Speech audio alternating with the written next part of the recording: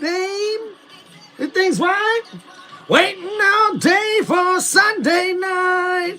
Go Jackets effect, the show's back in town. We about to break it down on Tim Reynolds Show. And hey, it's showdown in the NFC, and we'll see tonight. Oh yeah, baby, let's go. Everything's working today. It's time for this football show right here on Tim Reynolds Show. Let's go. Okay, I've been waiting all day for Sunday night. Let's get ready for this play-by-play right here tonight. We'll see an NFC matchup tonight when the Minnesota Vikings come to play in Jerry World, where the Cowboys come to play. We've been waiting all day for Sunday night. The Dallas Cowboys ready for a fight as they look to contend in the playoffs this year. And now everybody, let's go. It's time for this reaction and play-by-play right here. Let's go. It's game time. Woo! Welcome,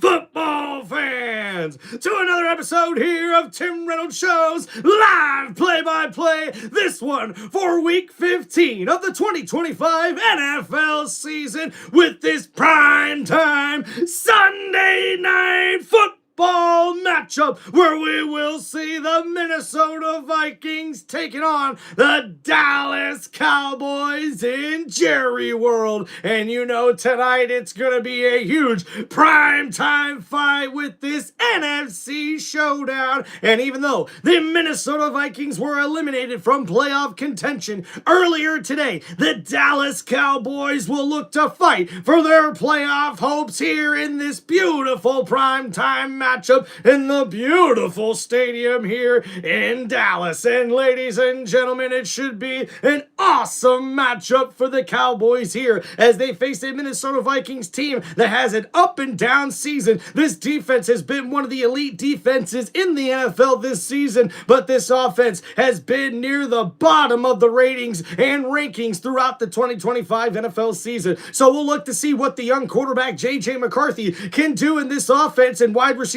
Justin Jefferson is looking for a couple of bounce back games to end the season on a high note after it's been a down year for the all-pro wide receiver. And we will see this Dallas Cowboys team led by quarterback Dak Prescott look to keep this offense hot and in playoff contention, but it's the defense that most certainly has stepped up for the Dallas Cowboys with all the new additions. Will they be able to dominate this matchup here tonight and keep the Cowboys in playoff contention? Well, we're gonna find out here tonight in a battle of what will be the battle of the defenses and the battle of the QBs. Will we see the young quarterback J.J. McCarthy be able to outduel Dak Prescott, who could be looking like an MVP candidate with the numbers that he's put up this season with the Cowboys offense? We'll have to wait and see, because the Cowboys are fighting for their playoff hopes here tonight. And after a crazy Week 15 NFL Sunday here in the 2025 NFL season,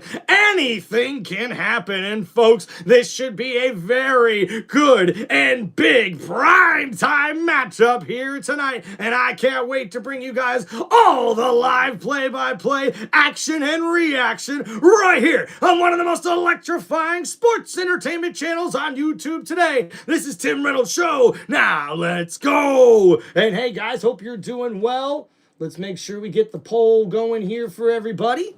Make sure you get your picks in for who you're rooting for here today. All right, for this NFL Week 15 Sunday night football matchup in the NFC. We got, let's go with Vikings and Cowboys.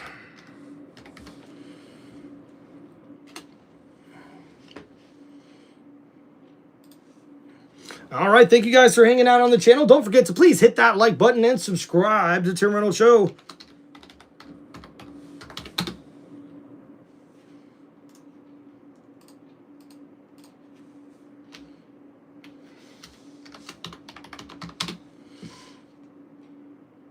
All right, there we go, guys. Got the poll up and going for everybody. As we get ready for kickoff here, guys, make sure you get your votes in on who you guys are going with in this one. And hey, let's take a look at the chat here right away. We've got Blaze Machine 91. What's up, man? Seahawks win. Man, that kicker was on fire for Seattle in that matchup. And man, Phillip Rivers, you got to give it to the 44-year-old who was able to keep the Colts in it. But the defense for Indianapolis was not able to hold off Seattle. But that kicker, the MVP for the Seattle Seahawks, Jake Myers, with a Seahawks record 6 field goals in the win for Seattle. And look at that, Blaze Machine saying go Vikings as well. We got Zachary in here saying go Cowboys. Let's go. Wally Wilson, welcome back, brother. How we doing? Colts game was a devastating loss. Yeah, Wally, I mean, but you got to give it to the Colts, man. They really took it to that Seattle Seahawks team. And Seattle, if it wasn't for their kicker, I mean, the Colts would have won this game hands down. An impressive back and forth game between Indianapolis and Seattle. What's going on, man?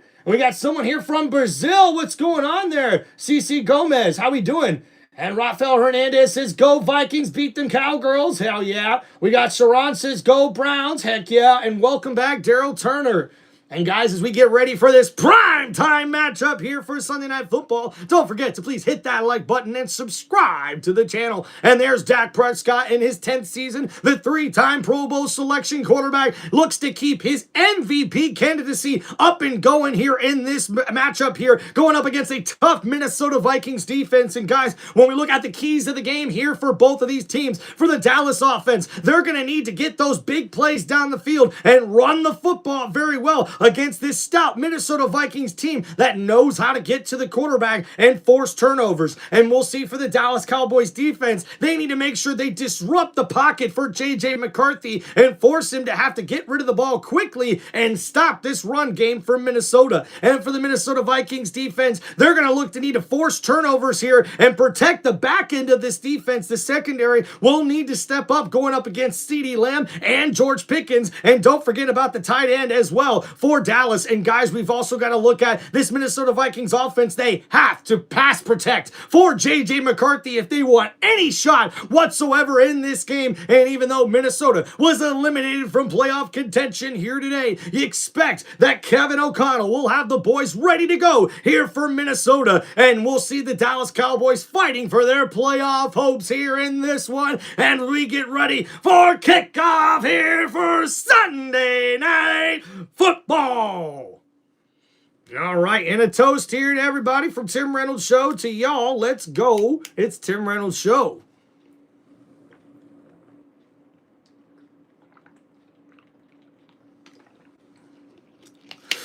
All right. Nice little beverage to start the stream. Let's go.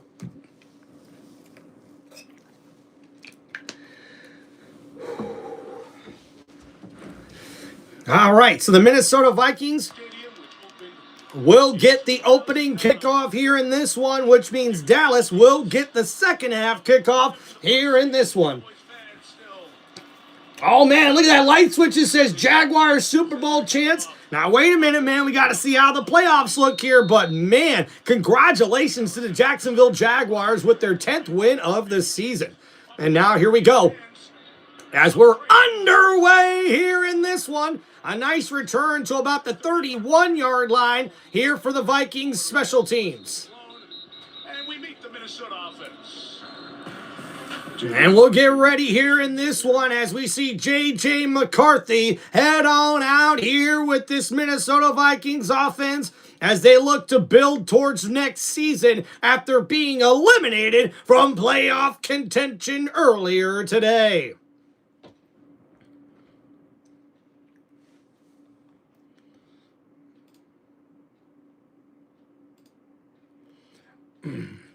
Yeah, Blaze Machine, tough news around the NFL. So 1st and 10, they put Hockenson in motion. Under center is J.J. McCarthy. Ball at the 32. They hand it off here. Jones, the stretch play on the left side. He breaks a tackle, gets inside the 35, keeps the legs going up to the 38-yard line. So a nice gain there as we see quarterback J.J. McCarthy this season I guess in Week 14 against the Commanders, he had 3 touchdowns. That was a season high for him and a big shutout victory for Minnesota. Best he's done, and it was the first time, Chris, in his 7-game NFL career, he didn't throw an interception in a game. A lot. So no turnovers for J.J. McCarthy last week, and a surprising shutout victory over the Commanders as the Vikings actually showed some potential of what this team could be last week. So now 2nd down and 4. McCarthy in the shotgun, looking to throw. Blitz coming. That one's batted in the air. And oh my goodness, the Cowboys come up with the interception. And so much for that no turnover performance last week. This one turns into an interception after the batted down pass from the defensive line. As you see, Wilson, the safety, comes on the blitz here on the right side of the offensive line. He comes open free to the quarterback, gets up, puts his hands up. The ball goes in the air. It's tipped up by Wilson again, and one of his defensive linemen come up with the catch. And wow, talk about tip drill, tip drill, tip drill. Number 92, the big boy ballin' there with the interception, and now it's 1st and 10 Cowboys at the 35-yard line. Prescott hands it off here. Williams on the left side, and he gets about a yard on that carry. Dak Prescott and the Cowboys, good start here. And here's Dak Prescott. A 69% completion percentage with 280 passing yards per game, the most in the NFL this season, with 26 touchdown passes and 10 interceptions. Dak Prescott does remain in the MVP conversation, but a win and a performance here would definitely help him out. So 2nd down and 8. And now Prescott in the shotgun, a 3 wide receiver set. Looking to throw here, 3-man rush for the Vikings. And oh, incomplete! Intended for the tight end over the middle of the field. And that's going to end up being 3rd down and long. Minnesota's defense clamping down on that pass attempt there. Prescott got it out quickly, but it got right in between 2 defenders who were able to break it up. And you see Williams was right there in the middle to help out with pass protection. As they faked the blitz there, 2 different linemen, or I should say linebackers, were able to get there to break up that pass play. And now Minnesota showing blitz here as we see Dak Prescott in the shotgun. It's a 4 wide receiver set. And now Prescott looking to throw. Blitz coming down, caught, and that's CeeDee Lamb, but he's tackled down near the 30-yard line. And that's going to bring up 4th down for Dallas. So now they'll send out the field goal unit here as Dallas looks to get some points off of the turnover. The defense here from Minnesota comes up with a great stop here after the quick change of possession here to start the football game. No doubt. Right after I said McCarthy hadn't been picked. It's like, somehow we have perfect timing, don't we? Yeah. Minnesota, I heard all those daggers coming right at us. We say a chip shot because Aubrey has the longest consistent leg we've seen in the league. All right, so a 47-yard attempt. It's a fake! Aubrey with the ball on the right side, and Aubrey slides down. And wait a minute, we got to see where he started to slide and where they marked the football. But I think that special teams trick play just worked for Dallas. And we see here they're going for the field goal. And the holder here, he flips it back to the kicker. What a play. Aubrey, he's got a grass all the way in front of him, and he slides down. And it is a 1st down, Dallas. What a play. The Cowboys 1st and 10, handoff. Williams takes it up for a 2-yard gain. And wow, put that one on the highlight reel, folks. Brandon Aubrey proves he's more than just a great NFL kicker. He converts that 4th down play into a 1st down, Cowboys. And Williams over 1,000 yards rushing this season. It's 2nd down and 8, and they've leaned on him heavily throughout this season with this Cowboys offense being very balanced, one of the best in the league. And now Prescott in the shotgun, ball at the 21-yard line. Vikings showing blitz on this play. Prescott looking to throw, and under pressure, it's caught, and that's a nice catch there by number 19. And Flournoy gets that one up to the 11-yard line, and it's a 1st down, Cowboys. And the pressure coming from the safety, Harrison Smith. Prescott somehow gets that through the hands of the safety into Flournoy's hands. Number 19 with the grab on the slant play. And after a great performance last week, we see it continuing here in this one. A gain of 10 yards on that play, and now 1st and 10 for Dallas.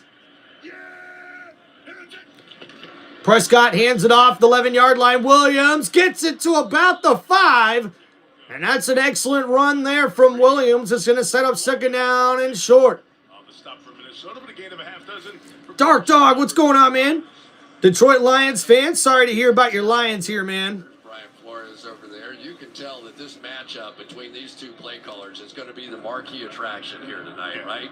I mean, Brian Flores is known for his exotic looks and blitzes and all that. All right. This Dallas offense has just been... So Dallas here, 2nd down and 4 at the 6-yard line. Prescott hands it off here. Williams up the middle following his blockers. And he gets maybe 2 yards on that carry. So 3rd down coming up here for Dallas. And we'll see what the Cowboys draw up here. Of them moving and pulling and playing power with, they've got athletic offensive linemen, and they like to pull it typically. All right. So 3rd down and 4 now coming up here for the Cowboys. And we'll see what Prescott can do. He's in the shotgun. We've got a 4 wide receiver set. The Ferguson tight end is in the slot on the left side. They got 3 wide receivers to the left. 4-man rush. Prescott's going to run. Prescott right near the 1st down marker. And the referees may mark him short of that line to gain. It was an excellent effort there on the quarterback draw. And yep, they're going to mark him almost a full yard short of the line to gain. And Prescott not liking that spot there. And we'll see. And yep, actually a great spot there by the referee as we see on the replay where the knee came down. So once again, the Cowboys looking to go for it here on 4th down. Prescott under center. Hands it off. Williams almost fumbles it. Williams gets there, and I don't know. I think he's going to have enough for the 1st down. And we'll see where they mark him, but right now the referee's got him right at the 1st down marker. They need the 1st down, needed the 1-yard line, the ball just touching the 1. Brian Flores, the defensive coordinator, down there for a look. We're going to get a measurement here. It looks like we are going to get a measurement. Right on the 1. And man, it's right there, and yep, they're saying 1st down, guys. And man, Williams almost fumbles this. He's able to bring it in. He goes forward enough just for the 1st down. And man, talk about a close call there for the Cowboys. And Williams almost gets it into the end zone. So now 1st and goal. The Cowboys getting right back. Wait a minute. Reaching the 1-yard line. That ball was in Williams' arm that was closer to the Cowboys' goal line than the Vikings' goal line. So they stopped play here. The referees did. I'm not sure why. What's up, D1 Editing? Heck yeah, man. It'd be cool to get to join ESPN. Oh, Heather, I'm so sorry to hear that. Good luck to the Cowboys here today. What's up, Dark Dog? And Captain, welcome back, man. Hope you're doing good. Buckmaster, how we doing? So 1st and goal, handoff. Williams is there. Did he get in? It's a touchdown. Cowboys. And Javonte Williams able to get into the end zone for the 1st touchdown of this game. And the Cowboys take advantage of the turnover. And Williams, following his blockers on the right side, gets it into the end zone. What an effort there by the running back, number 33 for Dallas. And that was an excellent drive there for the Cowboys. As Dak Prescott's able to get his team down the field. And Williams finishes it off with the touchdown run. And the extra point is good.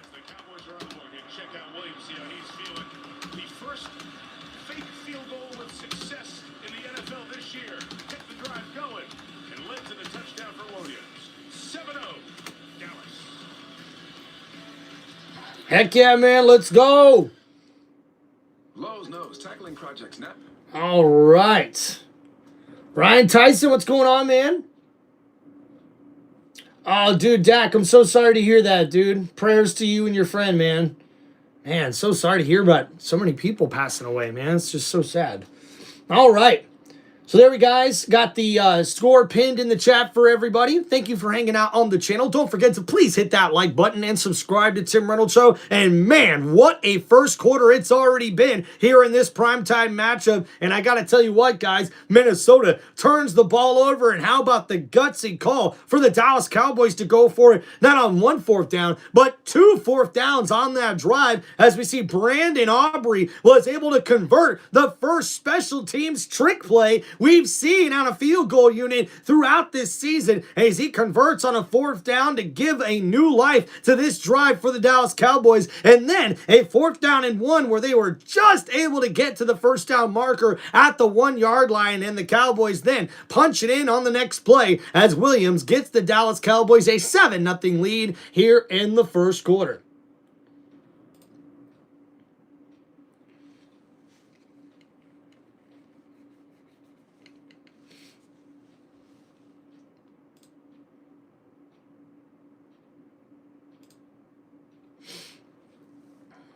Oh, what's up, Parker, an Eagles fan? Congratulations to your Eagles, man. A big blowout, shutout victory over the Las Vegas Raiders. That's exactly what the doctor had ordered for the Philadelphia Eagles. And thank you, man. I'm definitely rooting for my Buccaneers. So guess what, guys? They're now back in first place in the NFC South Division with the loss for the Carolina Panthers against the New Orleans Saints. So guess what, guys? It's going to come down to how can the Bucs finish the season. We've got the Panthers twice and the Miami Dolphins. So it's going to be a tough rest of the season, but I got faith in my Buccaneers, baby. Let's go. All right, got the Cowboys. Says goodnight, Munchie. What's going on, man? Heck yeah, dude. The fake field goal was sick. Got me worried, says Luca. Heck yeah, dude. That was such a cool and awesome trick play there. What's up, Packer Gamer? Welcome back. Tough loss for the Green Bay Packers here today. And guys, I guess we know some teams are legit, like the Denver Broncos, as they clinch a playoff spot and more than likely might even clinch the division next week as well, depending on what happens with them and the Chargers. But man, Denver looks legit, ladies and gentlemen. And how about the Jaguars? I mean, gosh, 10 wins must mean you're legit, man.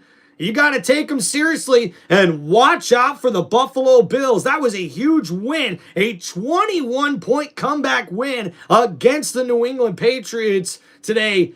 That's incredible, man. I mean, and then so many injuries today, guys. Micah Parsons, torn ACL reportedly. Patrick Mahomes, torn ACL reportedly. He's going to be out for the year. And the Chiefs are eliminated from the playoffs. I mean, crazy year this year, guy. So now 1st and 10. And we got the Minnesota Vikings here at the 14-yard line. J.J. McCarthy under center. And looks like offsides by the defense. But Clark gets in the backfield. There's no flag. Oh my goodness. Clark just blew that play up with perfect timing. Whoa. I don't think I've ever seen a big man jump off the ball that quickly before, guys. And yeah, oh my goodness, perfect timing as he blows up the center. Kelly right into the running back, and Jones goes down with the tackle by Clark. A loss of 3.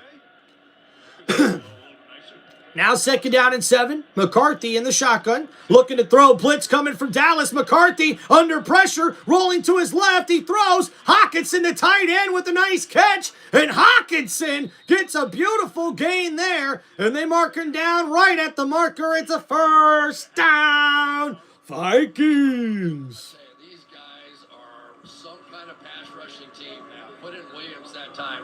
Immediate pressure. What's up, Mizzle Mafia? Hey, look, I'll give you a who dat. Why? Because I was rooting for the Saints to get that win against the Panthers today, man. Thank you, New Orleans. Thank you, who dat nation, baby. Come on, man. Appreciate you there, Mazzle Mafia. Thank you, man. What's up, Scotty? So now here, 1st and 10, handoff Jones, a nice stiff arm, and he's not going to get anywhere, so it's going to be 2nd down and 10 from the 24-yard line. How's my chat doing today, man? Yeah, Patrick Mahomes' injury looks very, very bad, dude. Scotty says, I'm a San Francisco 49ers fan from Scotland, mate. Dude, that's awesome, Scotty. Hey, how about the 49ers, man, getting to the 10th win this season? Clearly, the NFC West is the stacked division this season, man. Wow. We're going to see 2 teams out of that division with double-digit wins as wild card teams in the NFC. That's going to be crazy, man. So now 2nd down and 9 coming up here. Minnesota in the shotgun. Blitz coming from Dallas, and a throw to Jefferson. McCarthy gets it to, no, that's Anderson. Or I should say Addison, number 3 with the grab. And that's going to be 3rd down and short. Shake everybody's hands. These were the first responders who brought the flag out for the national anthem. You cannot not like him. Absolutely. I mean, Yes. the guy, when he walks in the room, it's like... So 3rd down and 1 coming up here for the Vikings offense. The ball now at the 33-yard line. McCarthy's under center. It's a 3 wide receiver set. Jones is in the backfield. And the handoff here. Jones makes a move, and he's tackled behind the line of scrimmage. And that's going to go for a loss, and it's 4th down, Minnesota. What a play there by the Dallas defense. And it's going to be a punt coming up now for Minnesota. What's up, Spooky Crazy? How we doing? And thank you there, Maziel Mafia 1080 with the sub. I appreciate you there, brother. Congratulations, your Saints getting a victory today. All right. Bucks needs you guys to know how to tackle on defense for right. Good night, Munchies. You got that right. What's up, Spooky Crazy? Hope you're doing good, man. T, Mike Evans was mad after... Oh, yeah, T, absolutely. I don't think I've ever seen Mike Evans that angry before in any game. So now we see here, oh, Minnesota catches a nice bounce here. And wow, that one rolls all the way to the 3-yard line. And how about that one for the brand? As number 17, Wright, helps pin the Dallas Cowboys deep in their own end of the end zone. That was a big punt. Thank you guys for hanging out here on Tim Reynolds Show. Please make sure you guys hit that like button and subscribe to the channel for one of the most electrifying sports entertainment channels on YouTube today. This is Tim Reynolds Show. Now let's go. All right, guys, getting another drink of some agua here.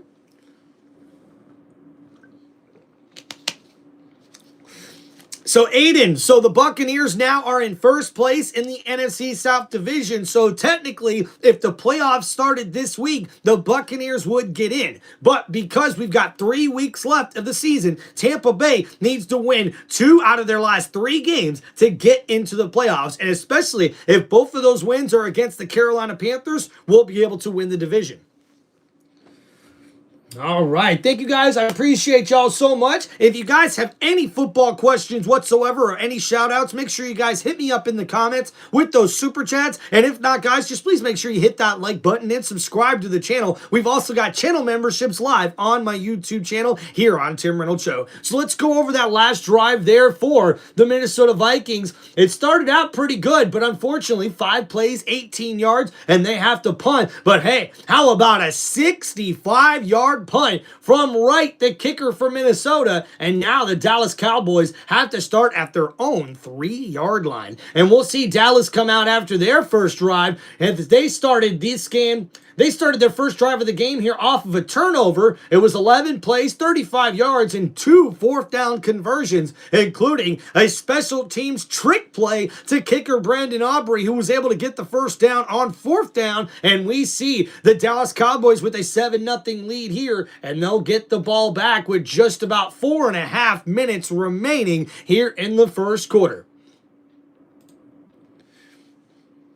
All right. Hey, Joey Porter, what's going on? Welcome back, man. Terry says, go Cowboys. Heck yeah, man. Hey, Tim, I'm looking forward to this weekend. Heck yeah, Joe Porter. Me too, buddy. Me too. All right, for boxing. Oh, what do you got for boxing, Joey? Let us know, man. A lot of ACL injuries this year. Spooky, you are right about that, man. The injury bug is being crazy. Jake Paul versus number one. Oh, wow. Joe Porter, that's going to be a good boxing match. How about those Bills, says Pat. I'm telling you, man, what a good performance by Buffalo. So now 1st and 10 here for the Cowboys. Prescott hands it off. Oh, and a tackle in the backfield. And the Minnesota Vikings defender number 2, Rodgers, comes around and makes an incredible play. And you see here on the replay, he comes off the blitz and gets right to the running back. And no gain on that one for Davis. They're both big swing artists, right? You attack in the offense. So 2nd down and 10 now for the Cowboys. Prescott under center. It's an I formation. Prescott looking to throw. And that one's batted away. And Pickens, the intended target. As you see there, Brian Murphy was the one able to get in there and break up that pass play. Murphy Jr., number 7, one-on-one with George Pickens. Pickens just a little slant route right there. And good hands, good contact. And incomplete. Yeah, the Ravens get a big win to keep their playoff hopes alive as well. So now 3rd and 10. Handoff here, the fullback up the middle, and oh my goodness, he almost ends up with the 1st down. A gain of 9, and it'll be 4th down and 1 now for the Cowboys. So an excellent, excellent drive there for the defense from Minnesota, and they're able to take advantage of that excellent punt on special teams, and now, because of that, and the 3 and out, Dallas will have to punt the ball away, and Minnesota should get good field position here on this next drive. So Brian Anger will come on and kick it. Miles Price has had a couple of muffs, but he's also had some... Oh, it's going to be on Netflix, Joey? I may have to check that out, Joe. And oh, man, Dallas barely gets the punt off. Oh, and a fair catch made there near the 50. And whoo! I thought that one was going to be muffed or fumbled there, but ends up being...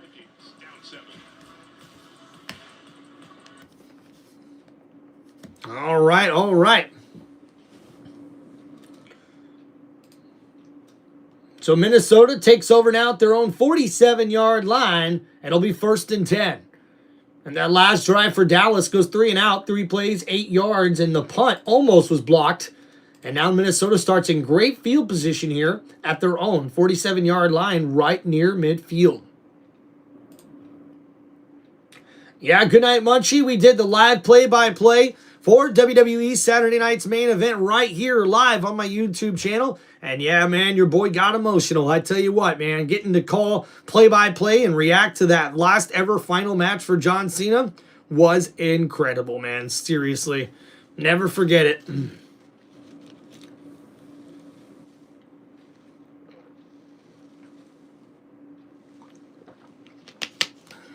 All right, guys.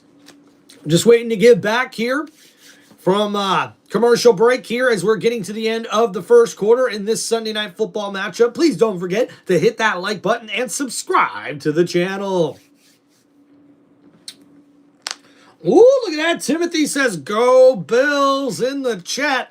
And most certainly, man, Buffalo with a big, big upset victory here against the New England Patriots. But I guess maybe it wasn't even that much of an upset. We know the Buffalo Bills have been a second-half football team all year long, and that's exactly what they did to the New England Patriots, at overcoming at one point a 21-0 deficit to come back and win that football game, especially dominating the second half. Their defense really stepped up for Buffalo.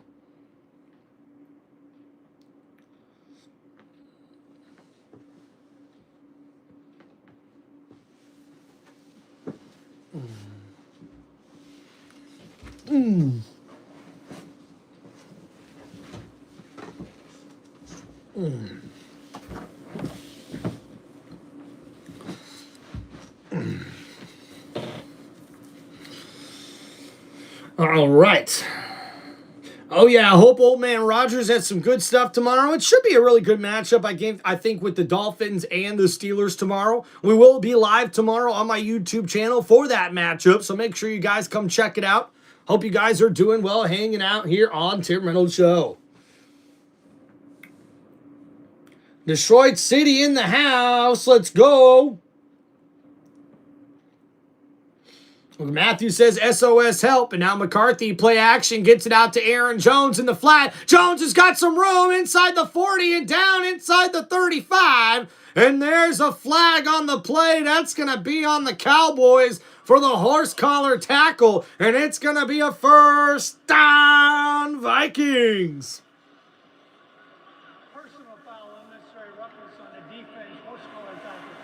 And that's what the penalty marker is. It's a personal foul, and that'll be added on to the end of the run. And that's a beautiful run there by Aaron Jones in the stiff arm on the young DB who went and grabbed the back of the horse collar there.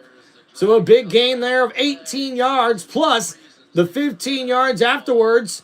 Makes it a big, big gain there for Minnesota, who looks to get back into this one before the end of the first quarter.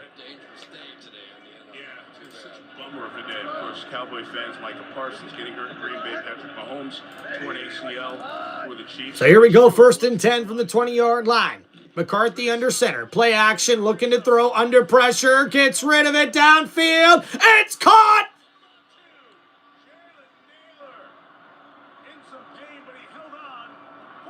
And Naylor with the touchdown, but he's in some pain. But Jalen Naylor with a terrific catch.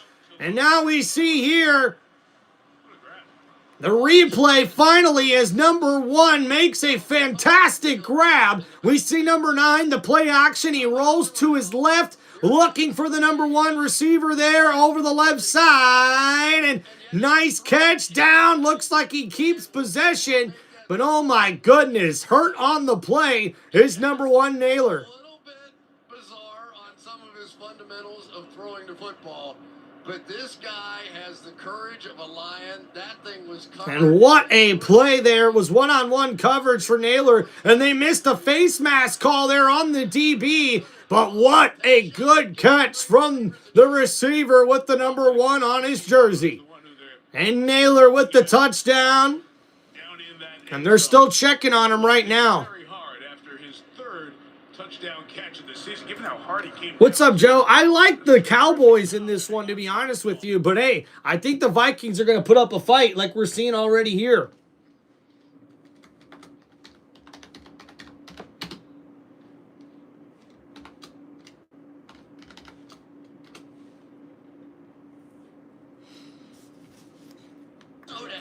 It looks like Naylor able to walk off the field, and that's a good sign there if you're Minnesota. And what a fantastic grab there by the wide receiver for the Vikings.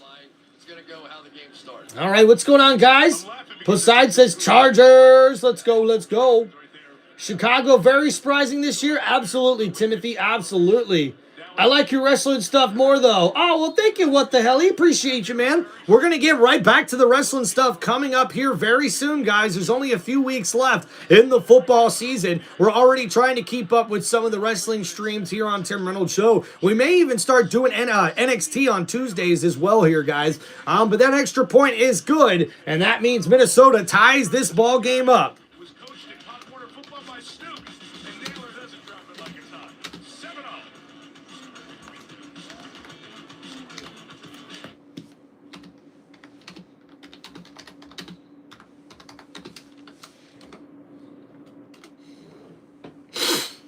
All right.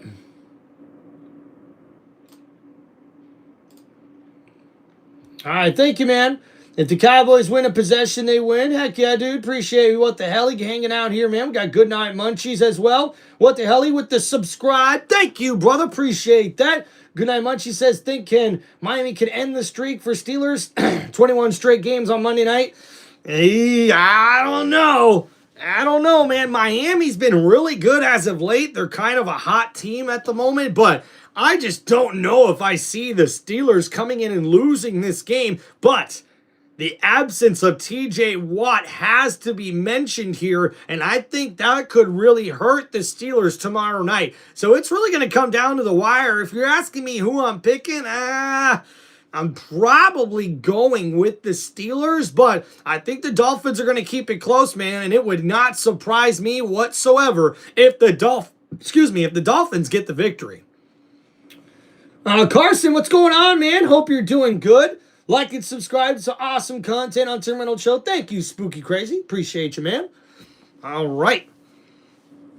So we're nearing the end of the first quarter here, guys. Don't forget to please hit that like button and subscribe to the channel.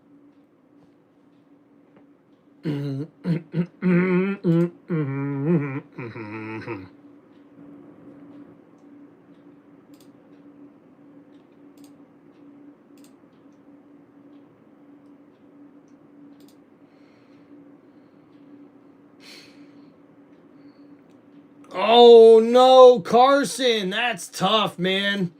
I'm sorry to hear that, dude. I'm sure there's a lot of people right now not scoring well in their fantasy playoffs. A lot of guys going off. I mean, going off already in fantasy football this week. You got Kyle Pitts. You got Bijan Robinson. Man, just so many other people. Seriously. All right, as we get ready to get back to the action here tonight. Thank you guys for hanging out here on Tim Reynolds Show. Please make sure you guys hit that like button and subscribe to the channel.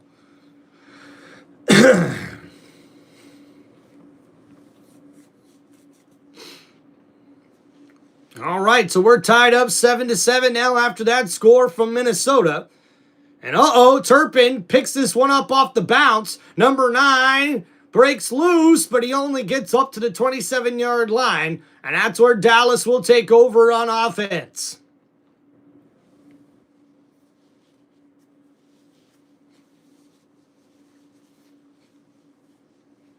Oh, Carson, hopefully that happens, man. Jason Church, what's up, man? Long time no see, brother. How we doing? Jerron Church 830. What's up, brother? And Carson, man, stay safe out there on those roads, brother. So now 1st and 10 here for Dallas. The Cowboys here. Play action. Prescott looking to throw. Gets it to Flournoy. Flournoy breaks loose to the 40. To the 45 and bounces off of a tackler. And he's out of bounds. And it's a 1st down Cowboys. And Flournoy responding here after a stellar performance last week. And shoulder exam on him. Then they took him into the medical tent with the independent concussion specialist. But for now, he remains on the sideline. They just put a little bit of extra padding on that left shoulder. All right, so Williams looks like he's on the sideline for now. They've got Davis in there at running back. And now we see 1st and 10 at the 46. Prescott looking to throw, plenty of time over the middle. It's caught wide open. CeeDee Lamb inside the 30 and down inside the 25-yard line. It's a 1st down Cowboys. And CeeDee Lamb was wide open over the middle of the field. As we see the replay, he's on the right side. He gets pushed into the zone coverage, and he's right in front of the safeties over top of the linebackers. And that's a beautiful gain there of 30 yards for CeeDee Lamb and the Cowboys offense. So now 1st down and 10 at the 24-yard line. Prescott, he's under center. And they'll play action, toss it, Lamb on the reverse, breaks a tackle, a couple of spin moves, but he's going to go down for a loss. So that trick play doesn't get anything on that one. And we got a scuffle going on. And the referee's able to break that up. But wow, the Vikings, seeing that play, a reverse play coming on that one, the defense blows it up, and it goes for a loss. CeeDee Lamb not able to get anything on that carry.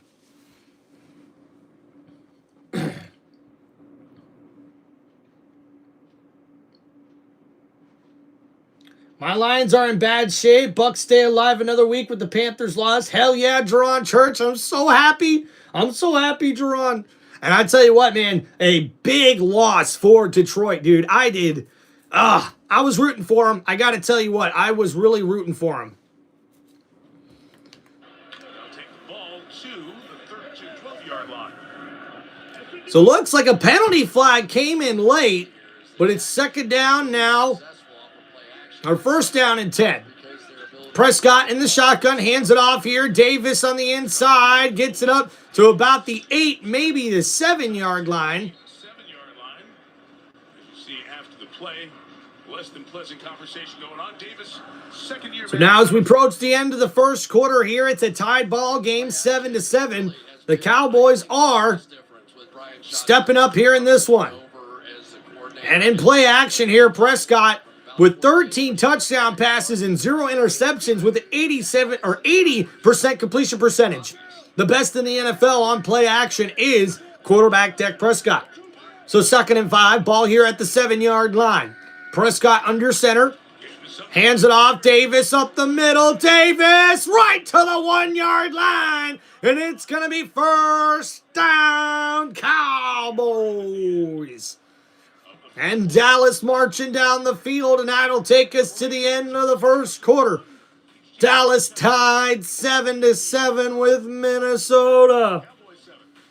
Sunday Night Football continues after these messages. Bum, bum, bum, bum, bum, bum, bum, bum.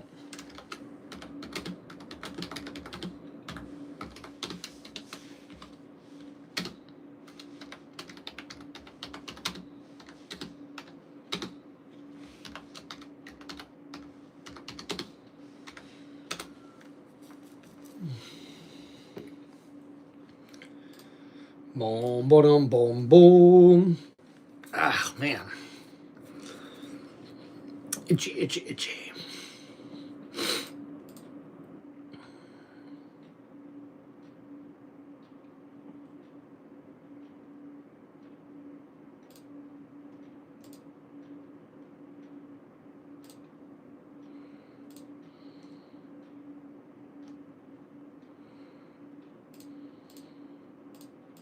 Hello, can you hear me?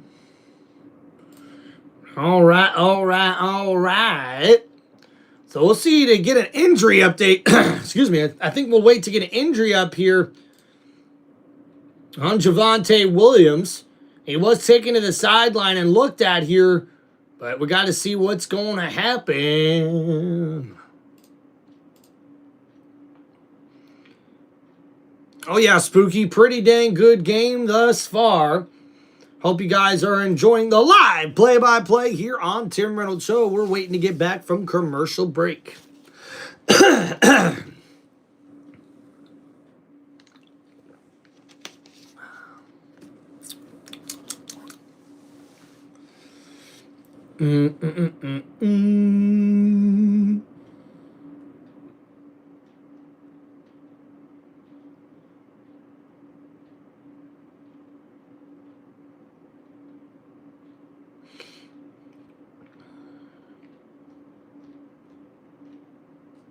Ralph, what's going on, man?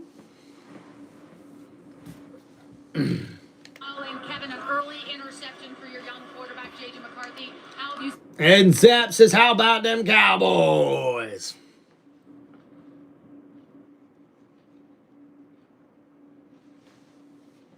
Turning up for him, but how about the response to come back, get a great punt, pin them down deep, defense gets a stop, and 2 plays later we got in the end zone and we got it back. Kevin, thanks. You got it, thank you. Kevin O'Connell, reigning coach of the year, couple of 10-win seasons. What's going on, my gaming clips? I'm rooting for the Cowboys. So we see here, first down and goal at the 1-yard line. Prescott under center. Play action here. Prescott looking, throws, and he just gets rid of that one. It's incomplete. So 2nd down and goal coming up for Dallas. And on this got-to-have-it situation, we see Williams, the running back, is still on the sideline here for Dallas. So you got to wonder what that means going forward for the outstanding rusher for the Dallas Cowboys.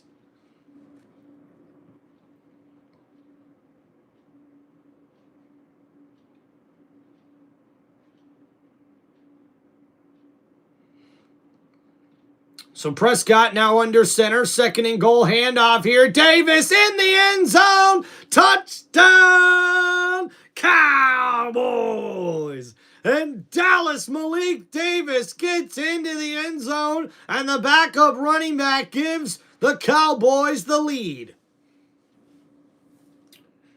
What's going on, Gaming Clips? I do not have a signed Bucks jersey. That is definitely something I need to add to my collection. What's going on, Joseph? How we doing, man? Dude, I like your commentary on the current state of what's the list? Rustling? All right. Thank you, man.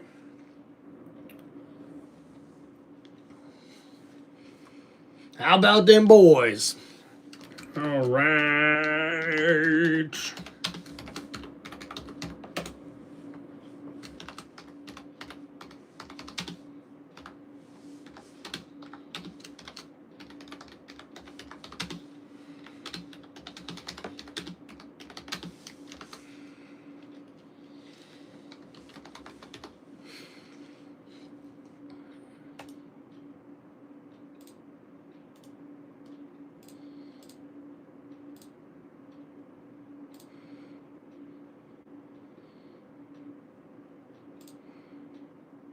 All right, guys, there's a score update. Can you say Warslin? Hope I'm saying that right. Warassiln. No. I hope I said that right, dude. Appreciate you, what the helly, for the $2 super chat. Hey, wrestling's pretty good, man. Love me some wrestling.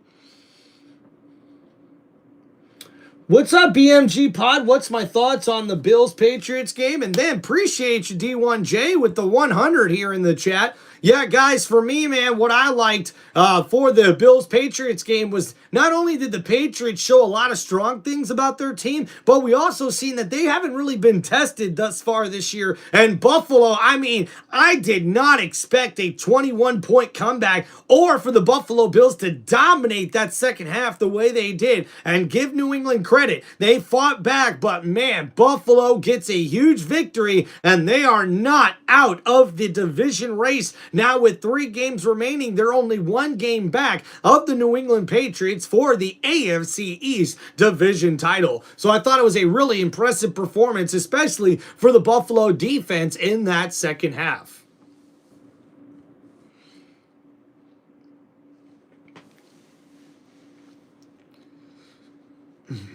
All right, Justin Jefferson yet to make a catch thus far here in this one, and it's definitely been a struggle of a season for Jefferson and this Minnesota Vikings offense. Now at the 25-yard line, under center, J.J. McCarthy hands it off, and we'll see Mason there with a nice carry, and he gets it up to about the 32-yard line.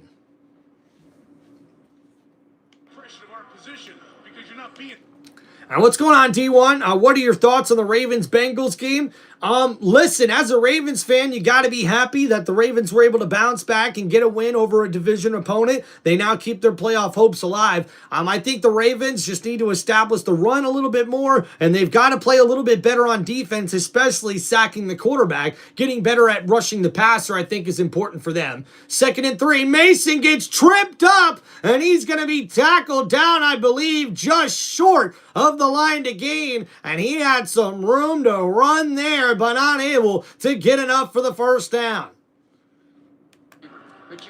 So yeah, guys, honestly, for the Ravens, I think they still remain in contention, so we'll have to see what they're able to do with the rest of the games remaining. But man, for the Bengals, that had to be probably the worst game I've seen Joe Burrow play in his professional career. I'm not sure what the heck to make of that, especially after the comments he made this week where he wasn't having fun with football. And now Mason on the carry on 3rd and inches gets enough for the first down, Minnesota.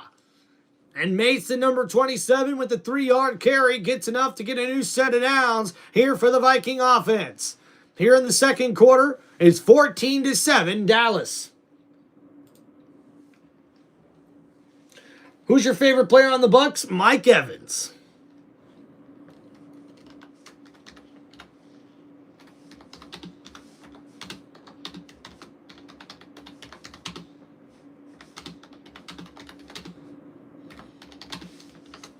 So now here we go, 1st and 10. McCarthy throws downfield, and oh, Justin Jefferson can't bring that one in. Excellent coverage there by the defense, and that one's incomplete.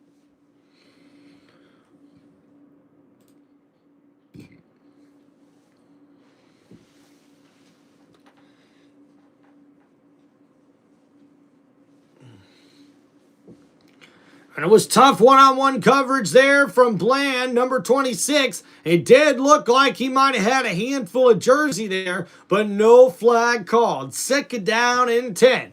And the ball now at the 36-yard line. And McCarthy in the shotgun here.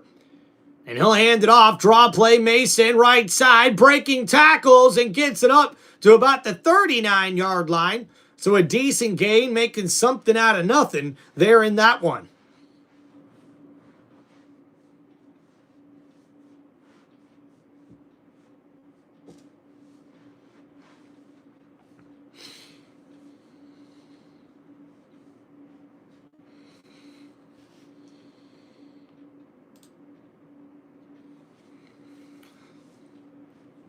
All right, so 3rd down and 8.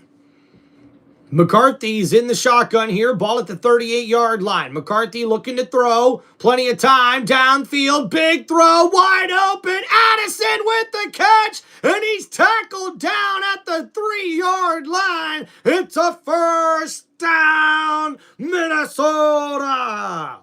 And what a big grab there from Addison. And that is a huge gain on that play. And wow. As we see Addison breaks loose behind the DB who's one-on-one coverage. And it's a 58-yard bomb as Jordan Addison is tackled down at the 4-yard line. And what a catch. Addison able to come back to the football and then keep his legs moving. Almost gets into the end zone. So 1st and goal here in Minnesota is going to have to burn a timeout here.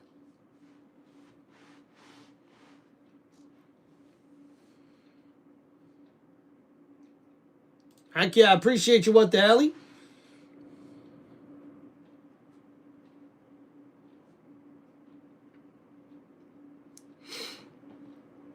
All right, I don't think he had a shitty start to the season, though, what the hell? I mean, he started out undefeated before he got injured, so I don't really think he was having a shitty start to the season. I guess the only shitty start was he got injured. His toe was injured, and he played good on his a couple of return games, and then this one, he was just not that great. All right, guys, thank you so much for hanging out on the channel. Don't forget to please hit that like button and subscribe to Tim Reynolds Show. So now 1st and goal here from the 4-yard line here for Minnesota. Looking to tie this ball game up. McCarthy hands it off. Mason cuts inside, and only a gain of a yard. On that one, Kenneth Murray had him by the feet. So 2nd down and goal. Carson, what's going on, man? Appreciate you, Carson. Thanks for the good vibes in the chat, brother. So you see Overshown here, number 0, is able to get into the backfield there and help stop that running play. You saw this like lightning bolt come out of the linebacker spot. He is just added. So 2nd down and goal now for Minnesota. J.J. McCarthy is in the shotgun here. Ball at the top. Mason alone to the bottom. McCarthy looking to throw, and it's caught. Justin Jefferson with the grab, but there's a flag on the play. On Minnesota. Legal formation on the offense, number 84 was covering. That's a 5-yard penalty. 2nd down. Josh Oliver is the tight end, number 84. So now after that penalty, tight end Ed Oliver was not covered. That would make him ineligible and not reporting, and that just messed up everything. And man, that's a terrible penalty for Minnesota. It takes away the touchdown grab for Justin Jefferson, who most certainly would have loved to catch that one. But now he'll have another chance on 2nd down and goal after the penalty moves him back. They're at the 8-yard line now. McCarthy in the shotgun here. They put a receiver in motion, and wait a minute. We got a timeout by the Dallas defense. With that, well, that just speaks to watching the game, right? The first part of the game was... Yeah, Carson, it's not Jefferson, man. It's the Vikings offense. I mean, the Vikings offense can't pass protect worth a damn. They're probably the worst pass protecting guy, offensive line in the whole league next to the Giants and the Jets. And on top of that, the quarterback situation for Minnesota has been so terrible. And normally Justin Jefferson doesn't have a problem with that, but they're double covering him all the time, and he cannot catch a break from what it looks like here. So I don't put this on Jefferson at all. Jefferson looks healthy. He's been contesting every single ball thrown to him. He tries to make a really good effort to make the pass and make the catch, but the passes are terrible. The quarterback play for Minnesota has been terrible, man. So now 2nd down and goal. Minnesota in the shotgun here at the 8-yard line. McCarthy looking to throw. Left side and incomplete, looking for Jefferson. And not able to throw an accurate ball to give Jefferson a chance on that one. It was great coverage there on the back end for Dallas. As we see here, Jefferson one-on-one on the replay. They do have a safety over the top. He's one-on-one with 34. It's excellent coverage. And you see there, that one just not a catchable ball as McCarthy throws that one too far left. So 3 targets, no catches yet for Justin Jefferson. 3rd and goal for Minnesota. And we see here McCarthy, and he's going to run up the middle. McCarthy makes a move, and McCarthy's down at the 1-yard line. And McCarthy, if he would have just kept his feet moving, I'm almost certain McCarthy would have been able to get that into the end zone, but he tries to get too cute with his feet, and now it sets up 4th down. So 4th and goal, it looks like Minnesota's going to go for it here. And you see McCarthy just getting a little too cute, if you ask me, with the zigzagging back and forth against the safety. If McCarthy just runs straight through the defender or even just tries to keep the legs moving and take on the defender, I think he gets the touchdown. So 4th and goal. Minnesota under center, the offense back on the field. McCarthy, play action. He's going to run with it, and he walks into the end zone. Touchdown, Vikings! And J.J. McCarthy fooled the whole defense with that play action boot, and the quarterback scrambles into the end zone. And what a play there for the Vikings. And they fooled the whole defense, and wow, J.J. McCarthy made it look easy.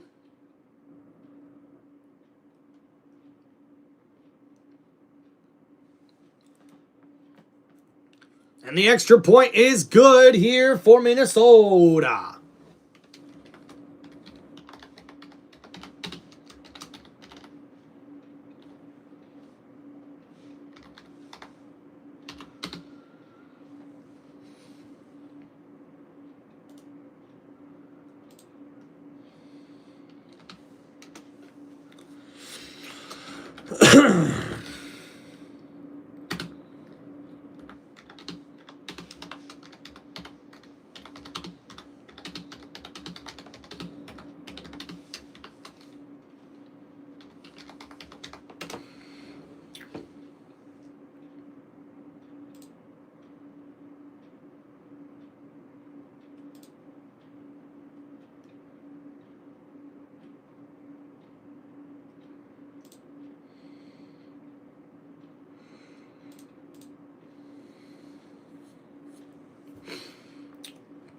All right, so let's look at that last drive there for Minnesota. As they tie this football game up, it was a 10-play, 75-yard drive in about 5 minutes, and a 1-yard 4th and goal QB run from J.J. McCarthy ties this football game up. It's 14-14 here in the 2nd quarter.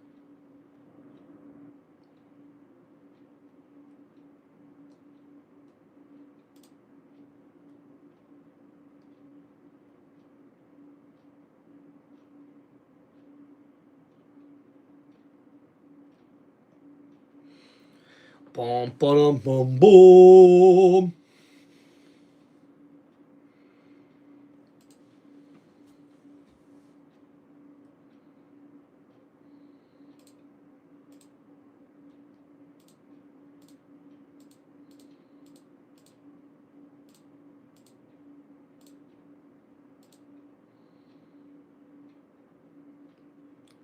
All right, guys, don't forget to please hit that like button and subscribe to the channel as we get ready to get back to the action here after these commercial breaks.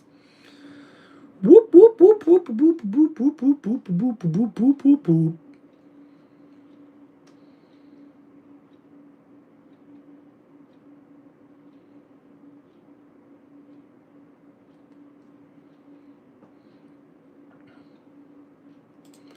And yeah, guys, the news around the NFL world is injuries, injuries, injuries today, guys. Crazy.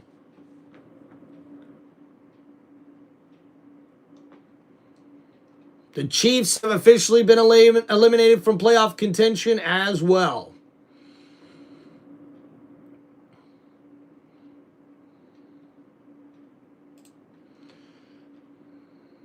All right. As we see the kickoff here, Turpin's going to take the return past the 20, past the 25, past the 30. Still on his feet, inside the 40 and out of bounds, I believe, at the 42-yard line. And that's an excellent play there on the return.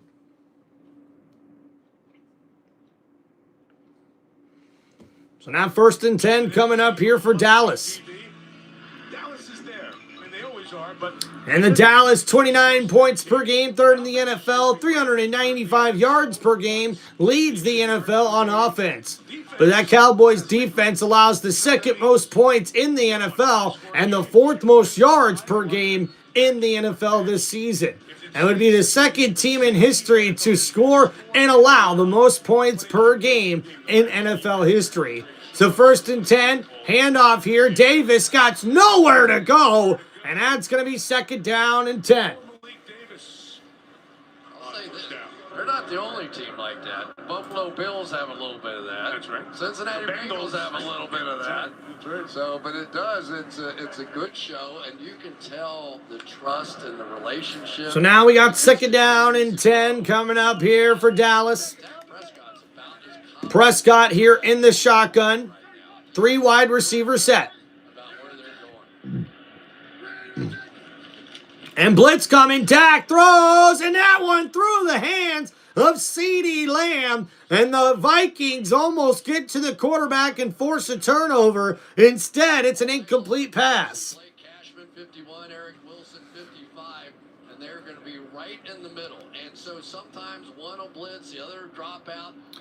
And look at that, everyone blitzes. Harrison Smith gets his hands up, and he ends up tipping that one just slightly. So 3rd and 10, and Prescott now looking to convert on 3rd and long.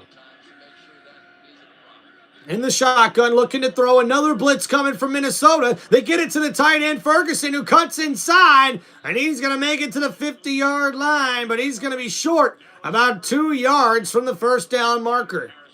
And we'll see where they spot him here, but it's going to be at like 4th and 2 or 4th and 3. But I think Dallas is going to keep the offense out there. You always have to think about a field goal in these situations. Absolutely, for Aubrey. But, yeah, it just sort of feels like it's going All right, Taylor, how's it going, guys? why am I going to give the ball back to them? So here we go, 4th down and 3. Dallas keeps the offense out there near midfield. Prescott in the shotgun here, looking to throw. Plenty of time over the middle. It's caught. CeeDee Lamb with the grab inside the 35-yard line, and it's a 1st down, Cowboys. Anytime the tight end comes in here, he draws And we see here then CeeDee the Vikings right in behind try to bring some pressure once again, or at least simulate pressure. It's a 4-man rush, and CeeDee Lamb comes wide open over the middle of the field. They put him in motion from right to left. He goes then over the middle of the field behind the zone coverage, and a terrific catch. And now Davis with the carry. He gets it up to about the 28-yard line. That's a gain of 5 yards on that carry. And we have yet to see Javonte Williams return to this game for the Dallas Cowboys. I wonder what that could mean going forward for the Dallas run game.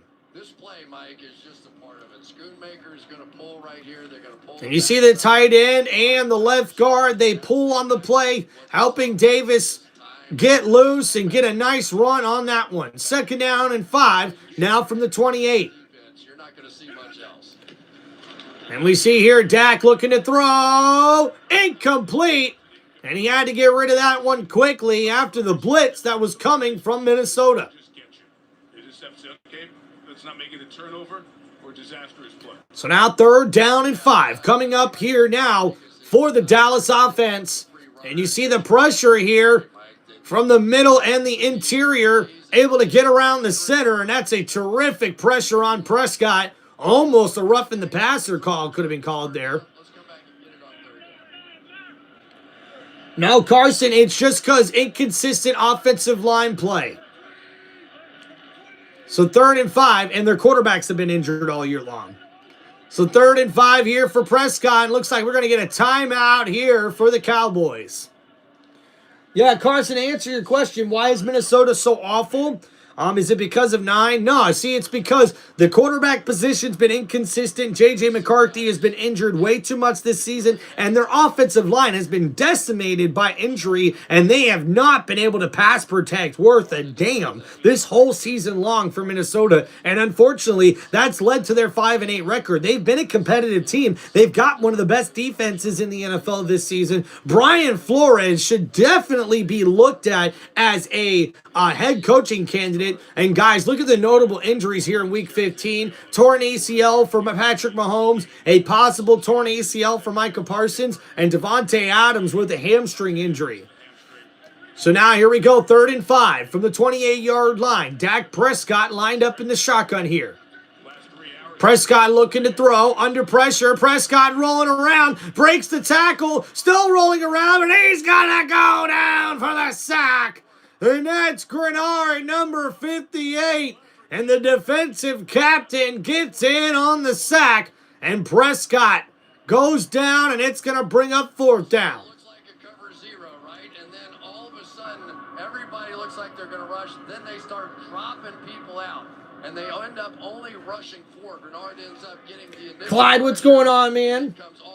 The Packers sold, but Josh Jacobs didn't. Heck yeah, Roman. So now we got 4th down and 10, and a 51-yard field goal here from Aubrey. And it's no good. And that one is going to give Minnesota great field position after the missed 51-yard kick from the Dallas Cowboys. Phillip Rivers still got it? I guess, Carson. I mean, only 120 passing yards. I wouldn't call that still got it. Fly, Eagles, fly. What's going on, man? Aubrey missing. I didn't remember the last time he missed. Hey, they're human, man. They're human. All right, thank you, everybody, for hanging out here on Tim Reynolds Show for this live play-by-play for Sunday Night Football here in Week 15 of the 2025 NFL season, as it's a tie ball game here in the second quarter. The Vikings 14, the Cowboys 14 here in Jerry World. Make sure you guys hit that like button and subscribe to the channel. If you guys have any football questions or shout-outs you'd like to make, please make sure you guys hit me up with those super chats here on Tim Reynolds Show. Woo, woo, woo, woo.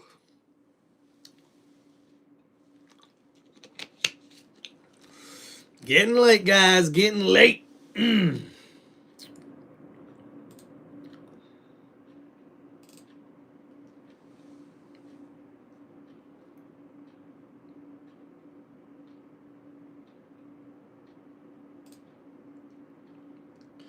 Boom, boom, boom, boom.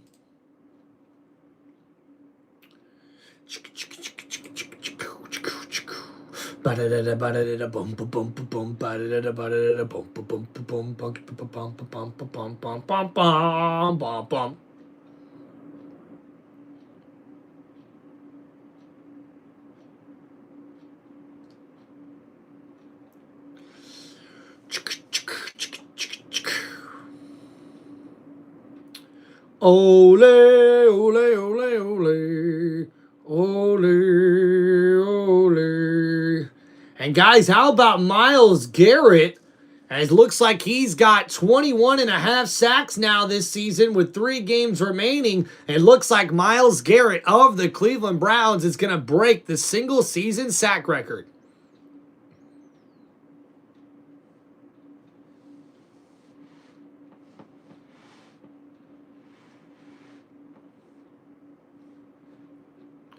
And congratulations to the Denver Broncos. They clinched a playoff spot with their victory earlier today.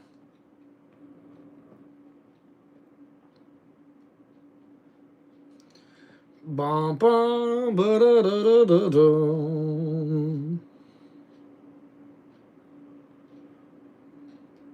Oh boy, and a bunch of snow expected for Monday Night Football tomorrow for the Dolphins and Steelers. So now here we go, 1st and 10, Minnesota. J.J. McCarthy, play action, looking to throw. Right side, it's caught. Jones gets it up to the 48-yard line. A nice catch and run there by the running back. J.J. McCarthy and his mechanics a little bit. Well, there's a guy you might recognize, the MVP. That's Josh Allen. He started off with that kind of that weird motion, and then he goes back and hard knocks. Look at that, perfect. Both feet on the ground. Perfect follow through. And so we're going to start kind of just place with J.J. McCarthy. When he's been throwing, we've been seeing a lot of this heavy on the front foot, tilted off to the left. He knows. So now 2nd down and 2 coming up here. And a toss play right side. Jones has got some room to the 40 and tackled down at the 38-yard line. And that's a great run and a 1st down, Vikings. Well, it was interesting. Josh Allen. So a gain of 13 yards there for Jones and back-to-back plays for Jones. First and 8-yard pass. And then a 13-yard run, and now From an accuracy standpoint, but it's also dangerous to have all your weight on that front foot because if a lineman comes into your 1st and 10 at the 38-yard line for Minnesota. a lot of reasons, but for the most part, And now play action. McCarthy gets it out to his running back, Jones. Oh, tackled immediately. But a gain of 5 there for the running back. Gets to the 33-yard line. How about the mechanics on this one? perfect. Take a look. I appreciate you, Zigzag, with the 100s in the chat. Throws that What the hell? He says, Tim Reynolds Show. Let's go. he loads up, right? When he Thank you, what the hell? He appreciate you, man. Carson, I thought it was pretty cool what happened last night, right? John Cena walked away. My phone died. Oh, my goodness, Carson, that's crazy. Yeah, guys, we had live play-by-play last night for WWE Saturday night's main event. Thank you, Zigzag. And now 2nd down and 5. McCarthy in the shotgun. Quick throw. Jefferson with the grab. He gets it up to the 21-yard line. And it's a 1st down, Vikings. Justin Jefferson with his first catch of the game. That slant play goes for enough for a new set of downs for Minnesota's offense. not only open, but also that run after the catch. And Jefferson is one of the most unique route runners I think I've ever seen. He was a former long jumper and triple jumper in high school. So Justin Jefferson just over 800 yards receiving this season. 1st and 10 now from the 21-yard line. McCarthy under center. They put a receiver in motion, hand it off here. Jones, left side. There's a flag on the play. Jones dives forward for at least a gain of 2 yards, and another flag coming in late on this play. That was a little more than pushing and shoving. That was punch throw. See how Scott Novak and his crew work through this.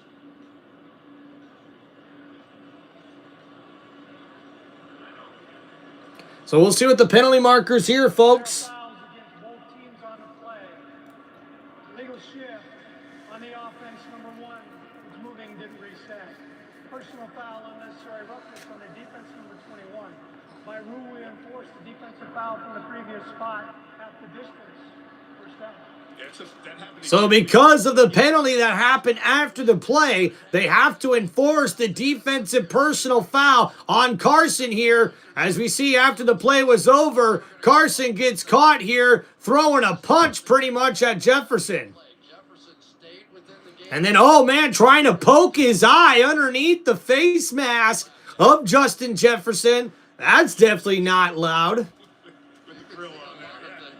Amber, how's it going? Good Sunday evening. Thank you for hanging out in the chat. One of our members here on Tim Reynolds Show. So now 1st and 10. Just outside the 10-yard line here. And McCarthy looking to get the play clock bumped up here. High school coaching as well, and I won't say there was a reward for it, but I would encourage our guys to block slightly after the whistle. Orange Crush, what's going on, brother? Hey, kid. Payback swing, and 15 yards is 15 yards. You know, as long as it's just the echo of the whistle. Yeah, right? I was just going to say that. Yeah.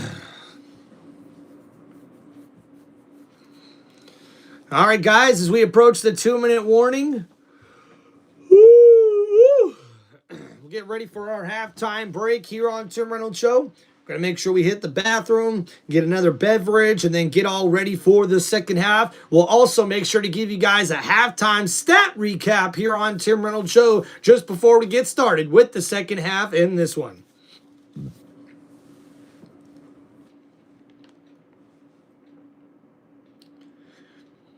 All right, so here we go. First down and 10. J.J. McCarthy under center, hands off. Jones met at the line of scrimmage. And there it's going to be no gain on that carry. Williams gets in on that one. I like to spend time with JJ during the game. I just tell him to relax. My brother was a quarterback, so I understand. Heck yeah, we got to crack open another one. That's for sure. First thing he wanted to do was find Jefferson on the sideline. He did. They embraced. We're all smiles, grills, and all. There you go. So you get a thumbs up on the gritty from the man who's done it before. We're getting to the 2-minute warning here with Minnesota driving. So now Minnesota will let this one click down to the 2-minute warning. Oh, Carson balled out in his game today? Let's go, man.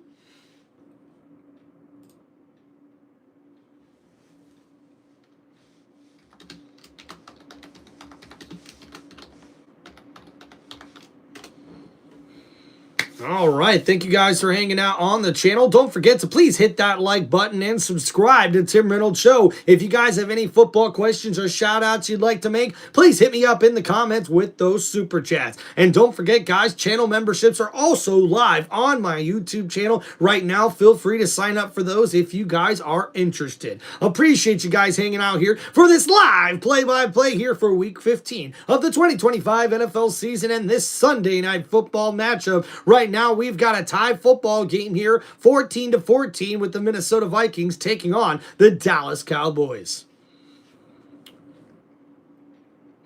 Dude, Carson, there you go, man. Scored 17, hit 3 threes. That's what I'm talking about, man. Keep it up. Keep up the good work, Carson. Heck yeah, dude.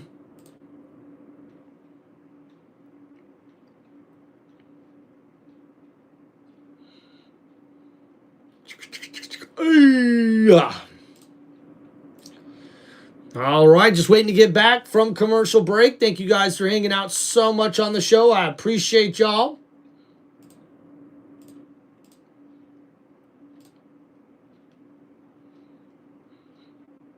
Let's go, let's go, let's go. Hell yeah, let's go, let's go, let's go. Oh yeah, let's go, let's go, let's go. Oh yeah, let's go, let's go, let's go. Oh yeah.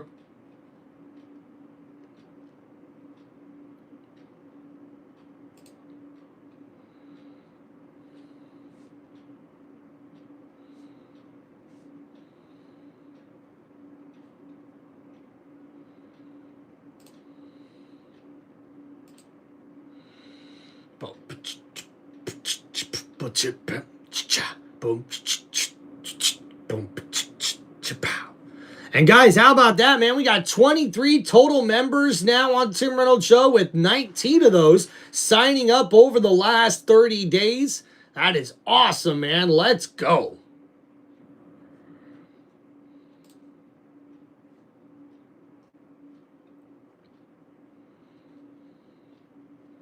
All right, guys, as we approach here halftime, make sure you guys hang out here. Make sure you hit that like button. Look at that, man. We got the chat going here. We got X back in the chat. What's going on, brother? All right, so 2nd and 10 now coming up here for Minnesota. McCarthy in the shotgun, looking to throw. Jefferson, oh, can't get there.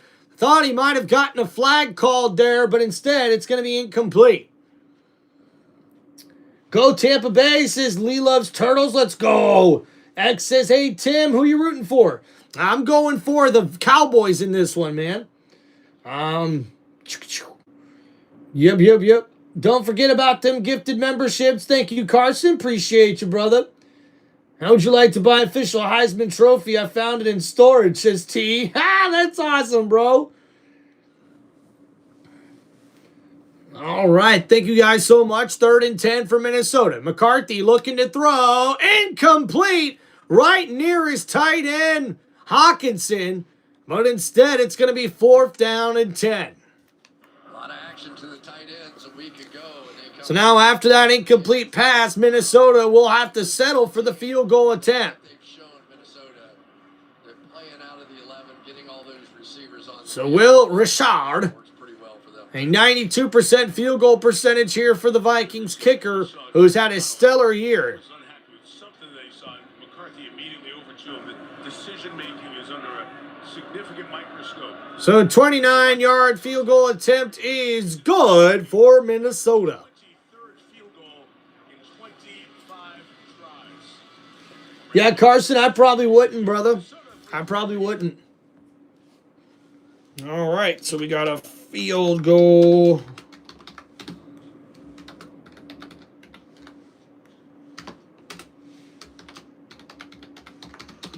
For the Vikings, and they take the lead here in this one.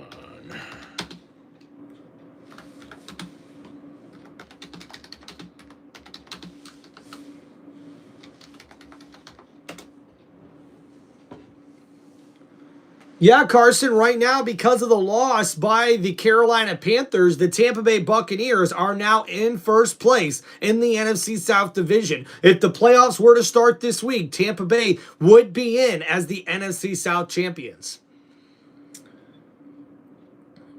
Yeah, Levi, what's going on, man? Welcome to the chat, brother. You're right, man. A big last-second field goal. The Falcons able to beat my Buccaneers, and that makes back-to-back losses from division rivals. So for Tampa Bay, they've got to win out the rest of the year to carry some momentum into the playoffs if they can make it there.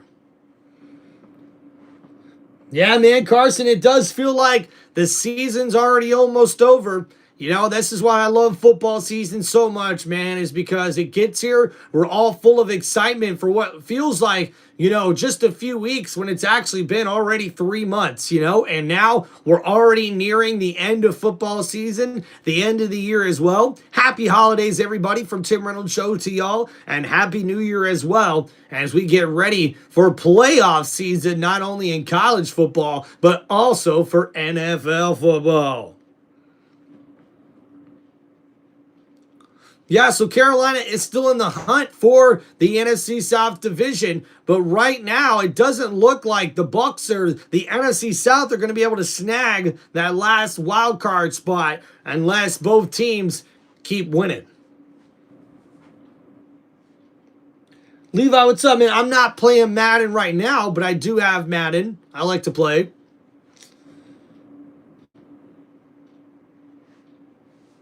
Oh, look at that. Carson finally get to drive with the learner's permit. Let's go, Carson. Keep it up, man. Keep it up, bro.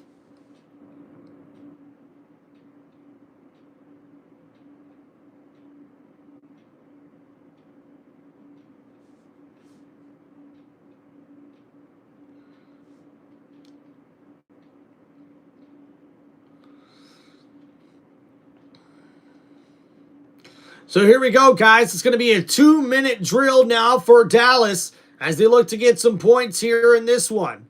And for the Cowboys, if they're able to get some points here before halftime, that'll be beneficial to them. And oh boy, this kick goes out of bounds. And that's going to be a penalty flag on Minnesota. So that's going to give Dallas great field position here starting out on this next drive. And if the Cowboys can score here before halftime, they get the ball to receive the second half as well. Yeah, what's going on, Levi? I don't play the PS5. I'm currently on the Xbox One. But hopefully a PS5 will be in my future one day.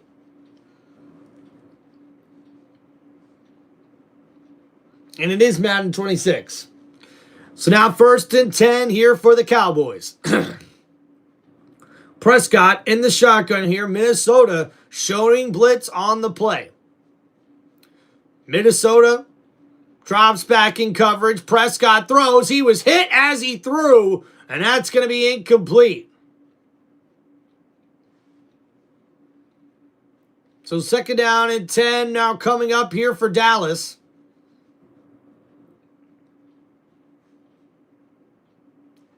And we see here on the replay, Van Ginkel comes in on the blitz on the left side and gets right to Prescott. As wide open as you could possibly be, and Dak just did not see him. Heck yeah, Carson. Enjoy your Christmas concert, man. 2nd and 10, you mentioned Pickens a moment ago. 1 target, no catches. Well, thank you, Don, there. Appreciate you. John, and now here we go. Throw, Prescott, 2nd and 10, gets it near midfield, and that looks like it could be a 1st down. First down. Cowboys 1 timeout, 90 seconds. And no, they'll say it's at the 49-yard line here. So Prescott, 3rd and 1, hands it off here, the fullback. And number 40 gets it up to the 45-yard line. And that's going to be 1st down and 10. And oh no, Smith, number 73, the left guard, is down, writhing in pain. Athletic training staff out to check on one of the best guys up front for Dallas. Injury timeout. So we got injury timeout coming up here for Dallas. Oh, Mr. Fulton, what's going on, man? It says, hello, Tim. I posted my new original Christmas song on my YouTube channel. Way to go, man. What's going on, XVR? How we doing, brother? NFL, let's go. All right. Thank you guys for hanging out on the channel. Don't forget to please hit that like button and subscribe to Tim Reynolds Show.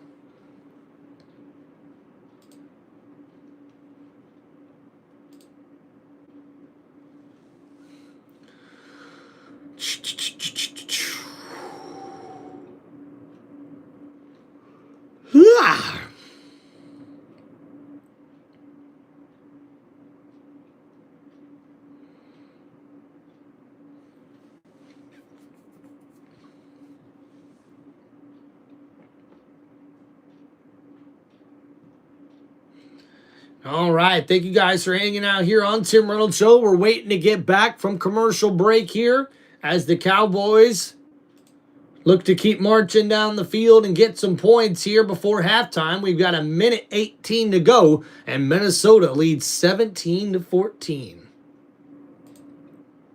If you guys have any football questions whatsoever, please make sure you guys hit that like button and subscribe to the YouTube channel.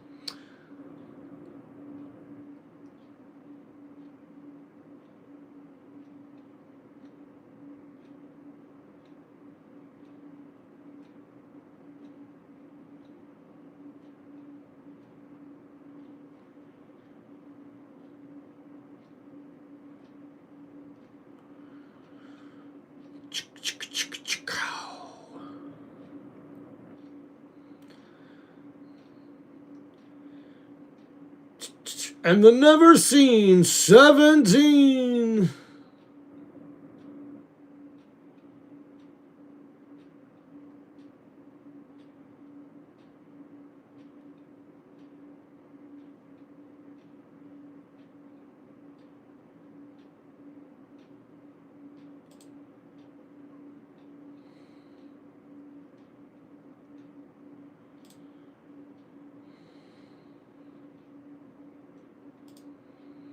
All right, so here we go. 1st and 10 now for the Cowboys.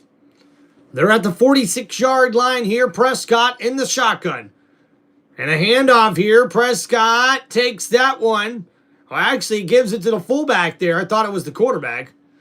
And that'll be 2nd down now with about a minute remaining here for the Cowboys. No timeouts left for Dallas. So 2nd down and 7. Ball at the 44. Prescott looking to throw up there. Throws, caught. The fullback with the catch and run. And a nice gain there by... Has now 9 catches on the season. How did he get that throw in there? And now 1st and 10 coming up here. No huddle. Prescott from the 32 throws. Pickens catches it and gets out of bounds. A 10-yard gain there by Pickens to the 22-yard line. Check out Dak's move here. I thought he was going to try and run up and under here, and all of a sudden he saw him and just jumped up a little jump pass and got the completion. Who knows what's happening? The other thing So Hunter, number 40, the guy who's normally a fullback, is the one who made the catch previously there, and then Pickens with that grab. So now 1st and 10. Here from the 22-yard line. Prescott in the shotgun, looking to throw. Blitz coming, gets rid of it. The running back with the grab. And look at Hunter get across the 20 to the 19-yard line. And now we got the time running out here. And Prescott and the Cowboys are going to have to burn this one here. No, looks like they're going to run a play. Prescott, 2nd and 7, looking to throw. 15 seconds remaining. Prescott throws it up. And it's incomplete, intended for George Pickens. Eric Wilson, the linebacker, was the one pressure. Yeah, and that's that combo platter we've been talking about. Oh, heck yeah. XVR, appreciate you, man. In there together. And love the jerseys. Heck yeah, Dylan. Thank you, thank you. Which way does the center turn? The other guy rushes. And Prescott just barely able to get rid of that football. So 3rd down and 7 with only 11 seconds remaining here for Dallas. 11 seconds left, timeout coming Vikings. O'Connell had 2 timeouts. Minnesota takes a timeout here with 11 seconds remaining. That's their 2nd timeout. They'll have 1 remaining, does the Vikings. The Dallas Cowboys with no timeouts remaining. 11 seconds left here in this one. And for the Cowboys, they've got the Chargers, the Commanders, and the Giants left on their schedule. And for the Eagles, they've got the Commanders, Buffalo, and then the Commanders to end the season. 2 of the 3 over there with Washington twice in Buffalo. That's the path for the Cowboys to get in.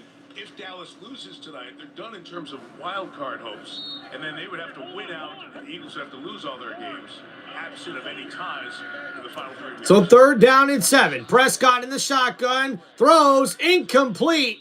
And now with 8 seconds remaining, they'll send on the field goal unit. From Brandon Aubrey to try to even this game at halftime. Because sometimes Brandon Aubrey, we saw in that last miss, he swings so easily. It's almost like, give her like half. Heck yeah, X, let's go. Come on, baby. Woo! Halftime stretch. Oh, man. All right, we'll see Brandon Aubrey try to hit his first field goal of the game after missing the last one from 51 yards out. So looking to make up for it here. 37 yards, and it's good. And Dallas ties it up here just before halftime. The field goal, we are all even at 17. And we'll be back in 30 seconds.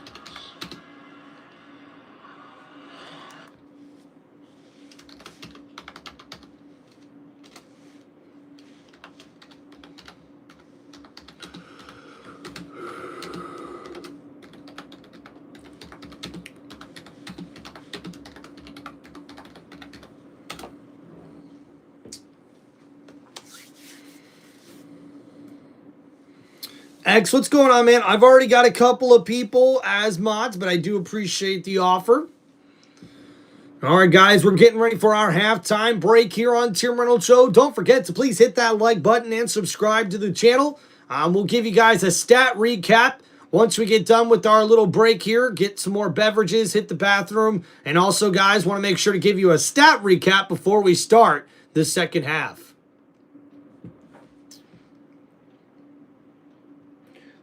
I appreciate you there. What the helly? Awesome, dude. Appreciate you, bro. I appreciate everybody hanging out here on Tim Reynolds Show, enjoying the live play-by-play here for Sunday Night Football. Bruce, welcome back, buddy. And now we'll see Minnesota will take this one out and nowhere to go for the returner.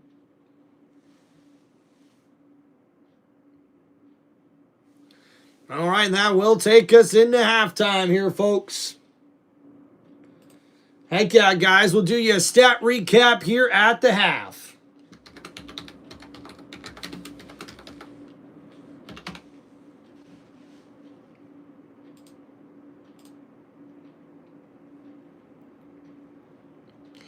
All right, guys. Let's just go ahead and give you that stat recap here now before we call it a little break.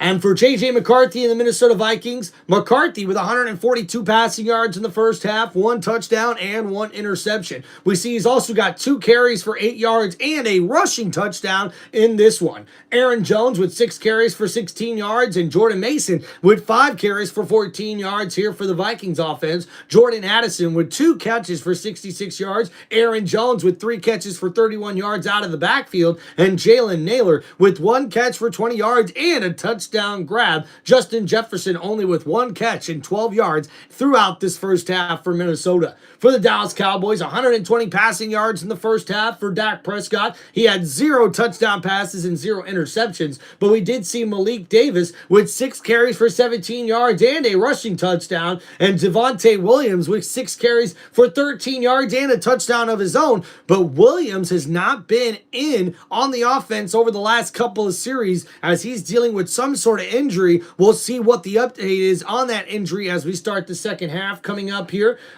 For the Cowboys here, we see CeeDee Lamb with 3 catches for 51 yards, and Ryan Flournoy coming off of that big performance last week with 2 catches for 29 yards as well here in this one. And that is your halftime stat recap here for both teams here on Tim Reynolds Show. We'll make sure to get you guys ready for the second half after this halftime break. Please make sure you guys hit that like button and subscribe to the channel.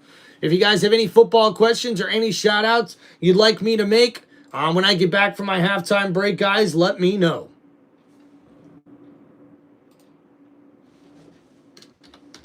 Yeah, let me know with those super chat, guys. Appreciate y'all. Peace out. We'll be right back. Ooh.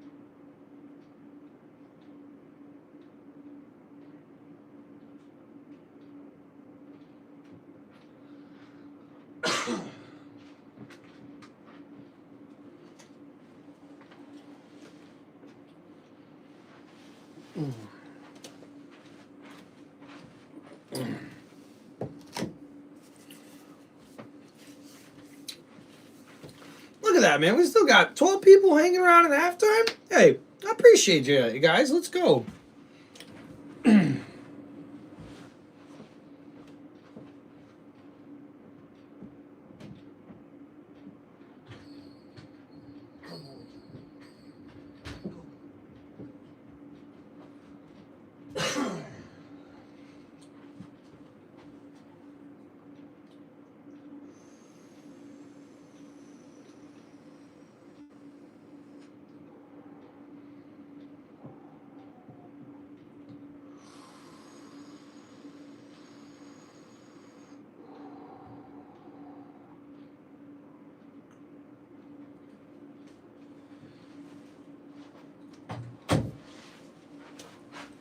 All right, let's go. Let's go.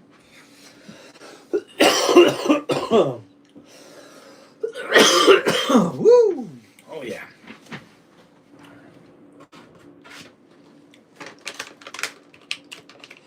This is how we do it. This is how we do it. Da, da, da, da, da, da. This is how we do it.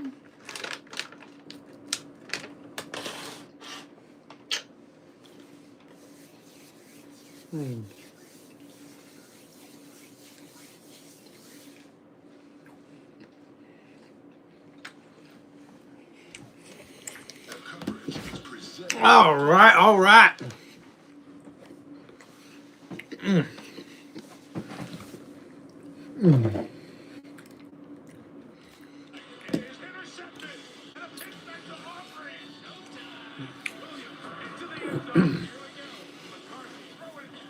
Oh yeah. Oh yeah. Come on, guys. Let's get going. Dude, Timber, what's going on, man? I'm so glad the Panthers lost too, dog. That means the Bucks are back in first place in the NFC South. And we getting ready for the start of the third quarter here, ladies and gentlemen. And here we go. All right. Yeah. And we see here quarterback J.J. McCarthy with 142 passing yards in the first half. That's the most in a half this season for the quarterback there for Minnesota. But you see, under pressure, he's 2 for 6 for 20 yards and an interception. So we'll see here Dallas tries to apply even more pressure on the young quarterback. Ooh, yeah. And Dallas most certainly trying to keep their playoff hopes alive here in this one. Sophia, welcome back. Bryce, how we doing? What do you think about the Seahawks game? The Seahawks got one hell of a kicker, man. And hi, Sophia. I hope you're doing good. Timber, what's going on, man? Nice. I'm fourth grade, so I only played one tournament, lost 2 games, and one scored the most points out of anyone. Oh, wow. Way to go, X. And now Turpin takes it up the field in a nice play there. And a beautiful return.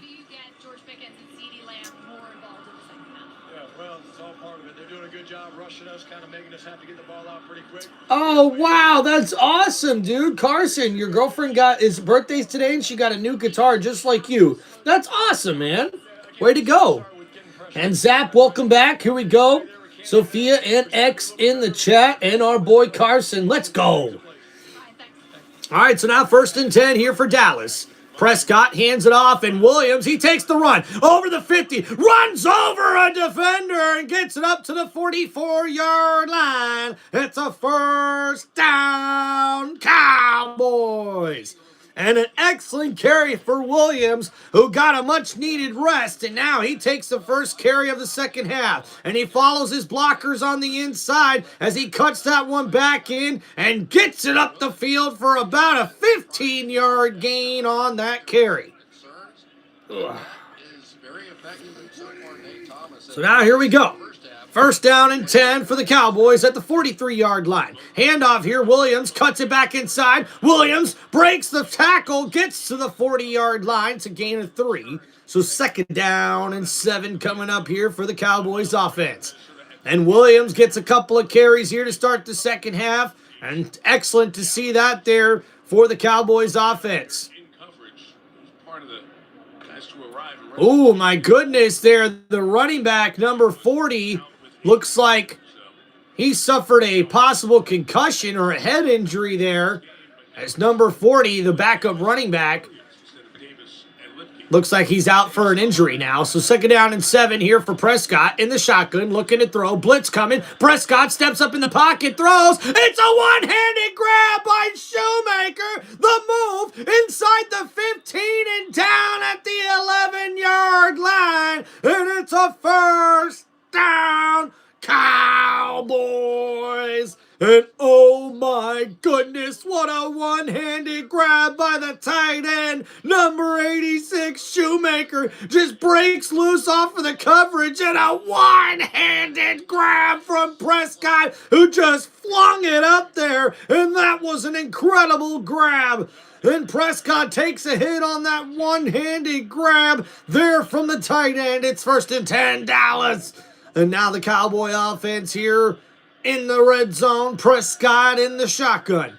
Looking to throw here. Prescott under pressure. Gets rid of it and incomplete. Looking for a flag is CeeDee Lamb, but he's not going to get one. Rodgers there in the coverage, number 2. And CeeDee Lamb shaking his head as he was tripped up by the defender. And Lamb wondering why he did not get a foul on that play. But look at this replay, folks. Davis, the running back in the backfield, he's going to stay to help block here. He's one-on-one with the edge rusher that just pushes him literally into the quarterback. Prescott just barely gets rid of that football. So now 2nd down and 10 from the 11-yard line. Prescott hands it off here. Davis up the middle, gets maybe a yard. And that's going to be 3rd down now and long for Dallas. Sophia says, what teams are playing for the Super Bowl this year? Man, I'm not sure, Sophia. There's a lot of contenders right now. So we'll have to see what the playoffs look like. I think Broncos, the Patriots, the Bills, the Texans are all legit, especially Jacksonville. So 3rd down and 8. Prescott in the shotgun. Blitz coming from Minnesota. Prescott throws, and it's caught, but it's going to be tackled down immediately. The Vikings read that one. Turpin caught in the flat there. Turpin that time did not get the signal, did not know the signal or something. Dak Prescott gave him the hand signal out there, and you'll see him sort of stick his hands out like, what? What you want me? Like, what are we going to do? And then he just sort of jogged off the ball and made the play, but that was clearly a miscommunication. So now 4th and 7, and Aubrey will come out to give Dallas the field goal and the lead. It's good, and a 3-point lead now for Dallas. 26-yard field goal is good.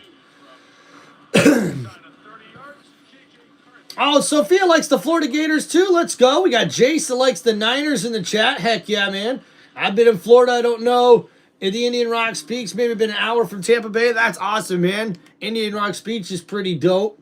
Seahawks and Broncos, says Bryce. Hey, man, last time we seen those two in the Super Bowl, that wasn't very fun to watch. All right, so we got a field goal. Dallas. Cowboys now have the lead.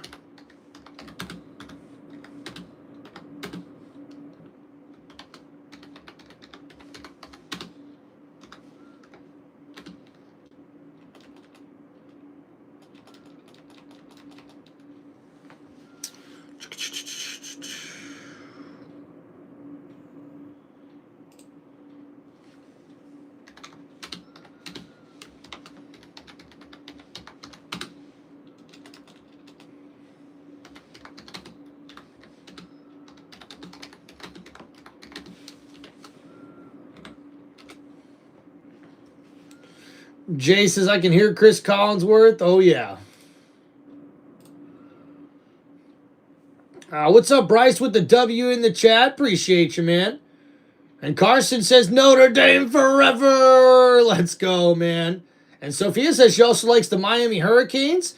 Do you like the Ohio State team? No, I am a Michigan fan, but I do respect the Ohio State Buckeyes, man. They've got a huge football program over there, man. They're national champs for a reason. That's for sure. Libby, what's going on, man? Okay. And we got here, Cowboys 20, should not be close. Yeah, Osam, right now it is a close game. I feel like the Vikings are for sure eliminated for the playoffs. You are right about that. And Jay Sand, number 9, balling as well. All right, so thank you guys for hanging out here on the channel. Don't forget to please hit that like button and subscribe to Tim Reynolds Show. So let's look at that last drive there for the Cowboys as they open up the second half here. It's a 7-play, 50-yard drive, and the 26-yard field goal connects and gives Dallas a 20-17 lead here in this one.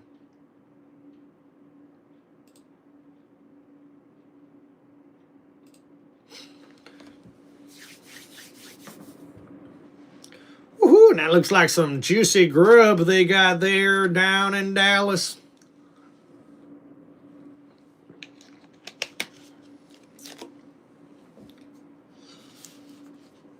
All right, so a return coming up here now. Number 4 breaks loose, and a good return here from Minnesota. And that's exactly what the Vikings needed. As we'll see here, the Vikings are going to start in great field position after that return.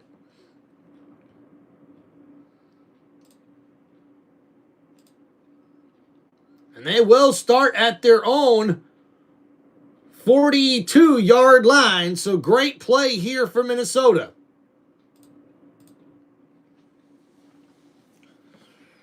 And Denard Bland against Justin Jefferson. He's only given up 1 catch for 12 yards against the All-Pro wideout. And now first down and 10. Ball at the 42-yard line. A handoff here. Jones gets about a yard on that play. It's going to set up third down and long, or I should say second down and long, now for the Vikings offense.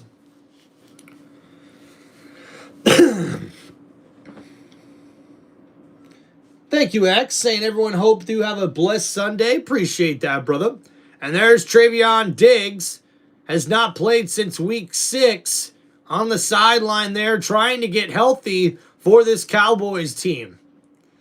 So now second down and 9 here for the Vikings offense. McCarthy in the shotgun here. 3 wide receiver set. They put 1 in motion. And now McCarthy, play action. He's going to look to throw here. Under pressure, throws it incomplete. Trying to get that one to Naylor. It was a wobbly pass. And McCarthy took a hit. And he's able to stand up, and incomplete will mean third down and 9 now for Minnesota as we see the replay here.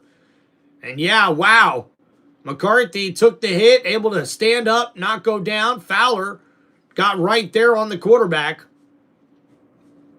Incomplete was the result. So now third down and long coming up here for Minnesota. The ball now at the 43-yard line, and we'll see a 4 wide receiver set.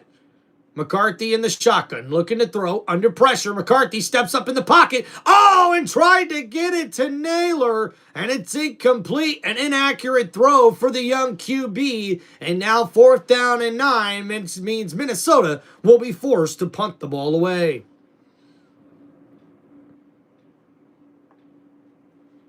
Oh, wow. Captain says he almost destroyed his new TV because his Packers lost. Oh, Captain, dude, I am so sorry, brother. Hey, sometimes you win or lose, man. And hey, look, I can relate as a Bucs fan, but man, imagine if you lost to the teams my Bucs did the past couple of weeks. Trust me, man, it's not easy. At least you Packers, man, you lost to a legit contender, man. The Broncos clinch a playoff spot with their 12th win this season. One of the best teams in the NFL, and that Broncos defense is legit, guys. And not only that, Bo Nix and the Denver Broncos apparently have the home cooking going really, really well because, man, Bo Nix's record at home is unbelievable as a starting quarterback with the Denver Broncos. And this year, I believe the Broncos are undefeated at home, the only team to have that. It's crazy. What's up, Daniel Sports? Barry Highlights. Hope you're doing well, brother. Thanks for stopping in on the chat with us today.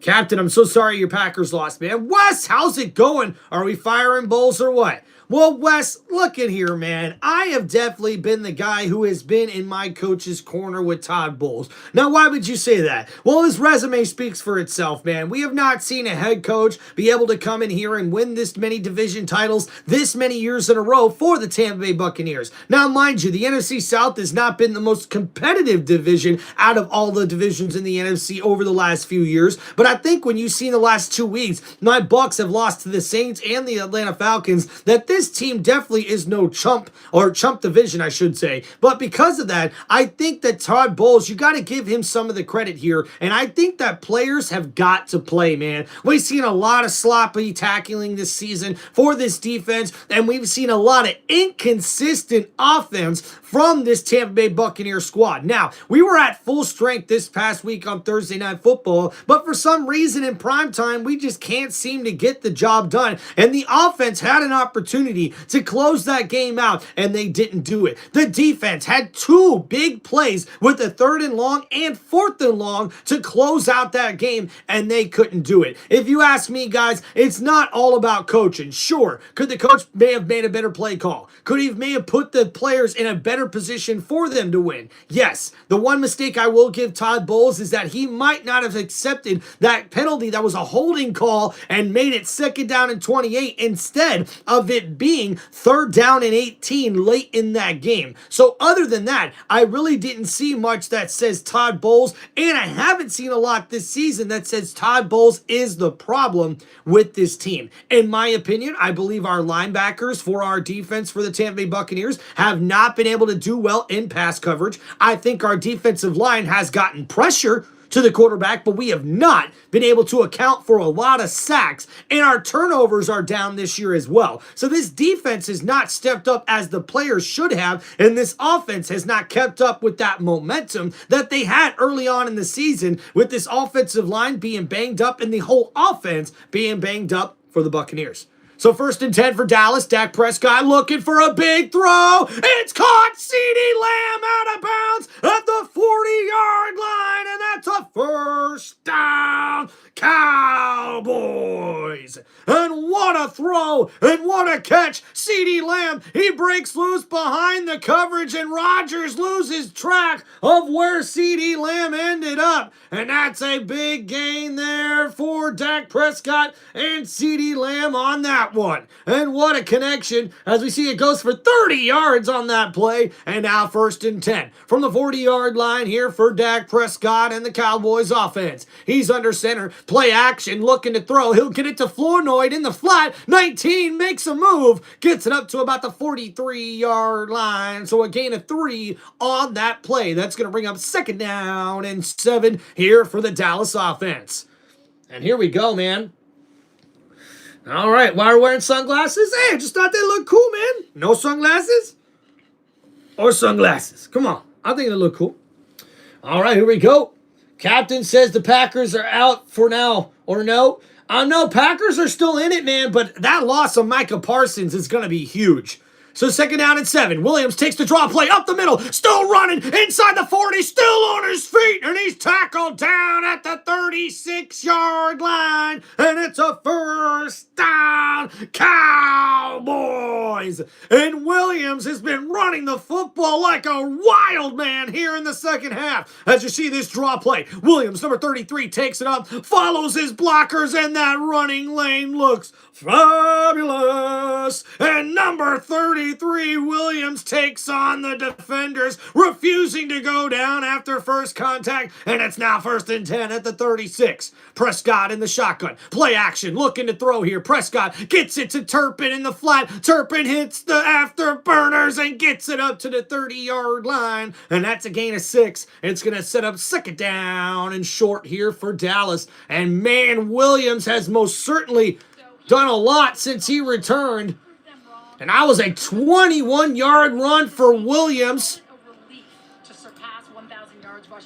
And now it's 2nd down and 1. So, wow, Turpin actually turns on the afterburners for a 9-yard gain. 14 yards after the catch as he catches that in the backfield and takes it up for almost a 1st down for Dallas. And this offense ain't no joke. We're here at the 26-yard line. Prescott hands it off. Davis right there, and looks like he's going to have enough for a first down, Cowboys. And Dallas's offense can score in a jiffy, and Minnesota's defense needs to be ready for that. And now with the new set of downs, we're going to see Williams make his way back in at the running back position for the Cowboys offense. And we'll see what Dallas has in store here. Carson, Dallas still is in the playoff hunt. Absolutely. Do you like the Florida Gators baseball team? Sophie, absolutely. The Florida Gators baseball team has been pretty dominant over the last few years. And now 1st and 10. Prescott looking to throw, pump fake, and has to just get rid of it as the Dallas defense snuffed out that wide receiver screen for Dallas. CeeDee Lamb with a big smile on his face as Prescott had to throw that one in the dirt. Oh no, Nick Boy says my Packers are cooked. I gotta feel like a lot of Packers fans are feeling that way right now with the injury news on Micah Parsons possibly tearing his ACL. So now here we go. 2nd down and 10. Prescott in the shotgun here. Hands it off. Turpin takes it up the right side, makes a man miss, cuts inside, and gets maybe 2 to 3 yards on that play. It's going to set up 3rd down for Dallas. The other part of that, Mike, is Turpin has been a guy that has been doing all those kickoff returns, and those are pretty violent plays, so a little limited on offense. But you'll see Turner here using his athleticism. And it's nice to see Dallas using Turpin in a lot of different ways, especially in the return game. And now we see Dak Prescott here on 3rd and 8. They've got a bunch formation on the left side. Dallas, looks like we got a flag here. And it's going to be a false start on the offense. And that's going to back up the Dallas offense here, guys. Yeah, Sophia, I do like college football. I'm probably thinking about doing one of these college football playoff games coming up here soon. But hey, the NFL's also getting ready to start their Saturday slate of football games as well. So we're going to be pretty busy here on Tim Reynolds Show over the next week or two. Yeah, Bryce, I don't think so. Florida Gators in basketball have lost a lot of tough games against some tough opponents. So 3rd and 13, Prescott throws, Davis over the middle, makes the grab to the 18-yard line, and he's going to be short about 2 yards of that first down marker, and we'll see what Dallas decides to do here. Oh yeah, guys, I do think the Florida Gators basketball team are legit contenders. I just don't know if they're the #1 team in the country right now, but definitely top 10. So now Prescott lining up here on 4th down and 3. They're at the 18-yard line. Prescott changing the play up here. He goes from under center to the shotgun. Vikings show blitz here. Prescott may not even hike this football. They may be trying to draw him off sides. And yep, that's exactly what they were trying to do. So now 4th down and 3. We'll see here, does someone burn a timeout or they take the flag? And they will take the flag. I just think it's the right decision. There's something about having a 6-point lead. Even if they score a touchdown against you, you can still win it with a field goal. All right, guys. Thank you so much, man, for hanging out here on Tim Reynolds Show. Please make sure you guys hit that like button and subscribe to Tim Reynolds Show. And if you guys have any football questions or shout-outs, please make sure you hit me up with the super chats here in the comments. Or if you guys just feel like donating, that's great as well. And we've also got channel memberships now live as we see the 41-yard kick is good for the Cowboys. And now Dak Prescott and the Cowboys extend their lead to 23-17 here in the 3rd quarter. All right. All right, take it easy there, XVR.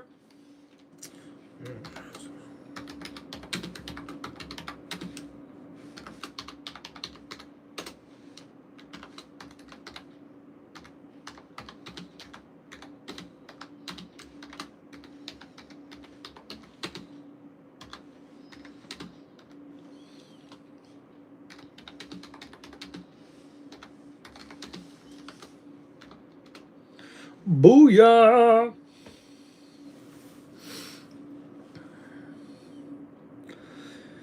Yeah, disappointing season for the Texas Longhorns. And yeah, Bryce, you're right. They almost beat Duke. They also almost beat UConn as well. Gave them a hell of a fight. We've had a couple of tough games there for the Gators, but the Florida Gators do have the players to be legit national champion contenders this year, especially, being the reigning champs. They're going to be able to take that momentum into March Madness, I believe.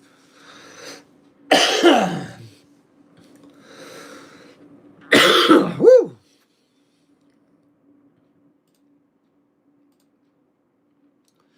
All right, thank you guys for hanging out on the channel. Excuse me there.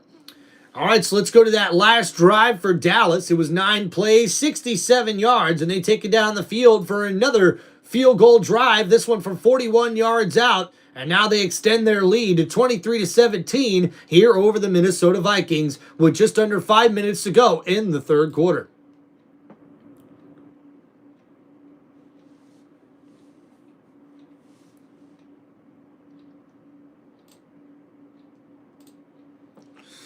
All right. Thank you guys for hanging out here on Tim Reynolds Show. Please don't forget to hit that like button and subscribe to the channel.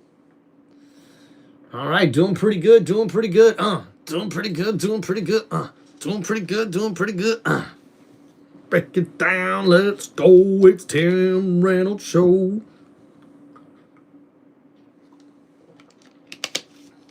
Are you ready for some football on a Sunday night party? This is Tim Reynolds Show, ready to get the action started with the play-by-play and reaction tonight. Tune in to Tim Reynolds Show to check out everything for Sunday night football tonight.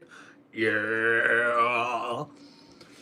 All right, the kickoff here is the Vikings. We'll take this one, and the return from number 4 once again. Past the 20, past the 25, out of bounds at the 26-yard line. And that's where Minnesota will take over on offense.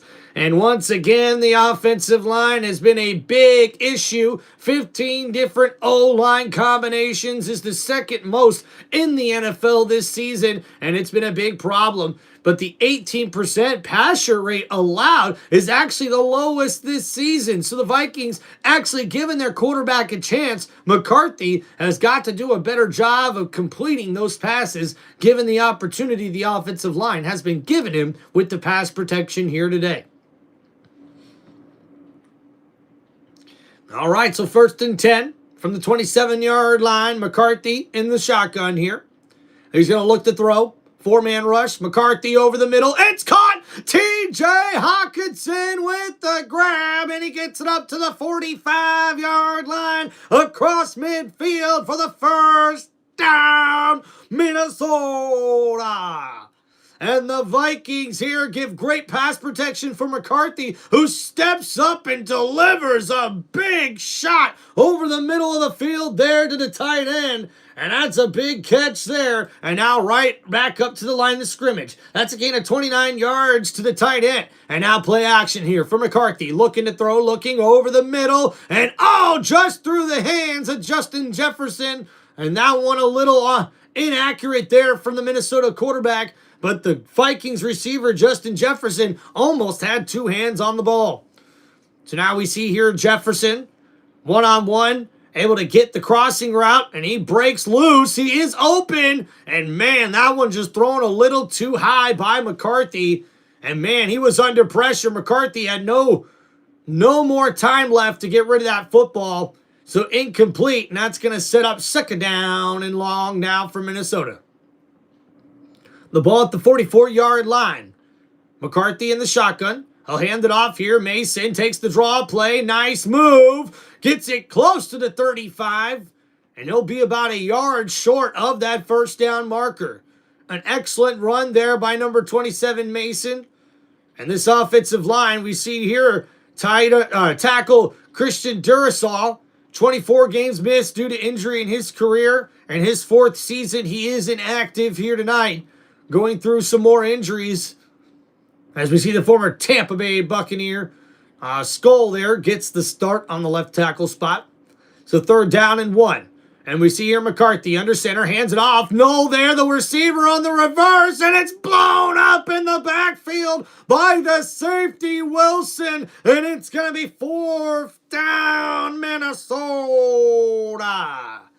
And the Vikings offense goes for a reverse play to the receiver who comes in motion. And Naylor can't get that one up the field. It goes for a loss, and it's 4th down for the Vikings. Uh-oh. And looks like J.J. McCarthy and this Vikings offense is going to stay out on the field. Here at the 37-yard line, McCarthy looking to throw in the shotgun downfield. It's caught! Naylor with the grab and a big catch there and a 1st down, Minnesota. What's up, dog?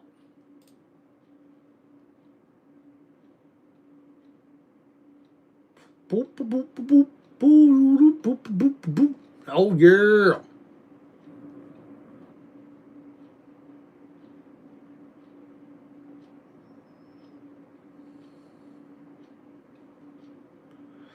All right, so 1st and 10 now here for the Vikings. Ball at the 14-yard line. McCarthy looking to throw. Caught Jefferson on the slant. He gets to the 1st down marker at the 4-yard line. That's a gain of 10 yards there after the 23-yard pass to Naylor there from the quarterback McCarthy on 4th down and 3. And finally, Jefferson getting involved here in the second half. He catches that slant play, a gain of 10. It's now 1st and goal for the Vikings. Skull. Skull. Skull. And now 1st and goal. Here, McCarthy, play action, looking to throw, scrambling to his right, and that one's batted down, and it's incomplete. And what a play there by Bell, number 14, gets in there for the defense, and the Cowboys force 2nd down and goal. And man, Bell almost came up with the turnover as he went and batted that one down. He almost ends up catching it too. But wait a minute, we've got a late flag coming in here from the referees. Uh-oh, and that's going to be illegal contact on the defense. That's on the Cowboys. And now it's going to be an automatic 1st down for the Vikings. How about the Panthers? What's going on, buddy? Yep, Panthers lose to the Saints. Heck yeah, what's going on, GG?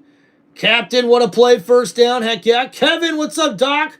How we doing there, brother? Kevin, welcome back, brother.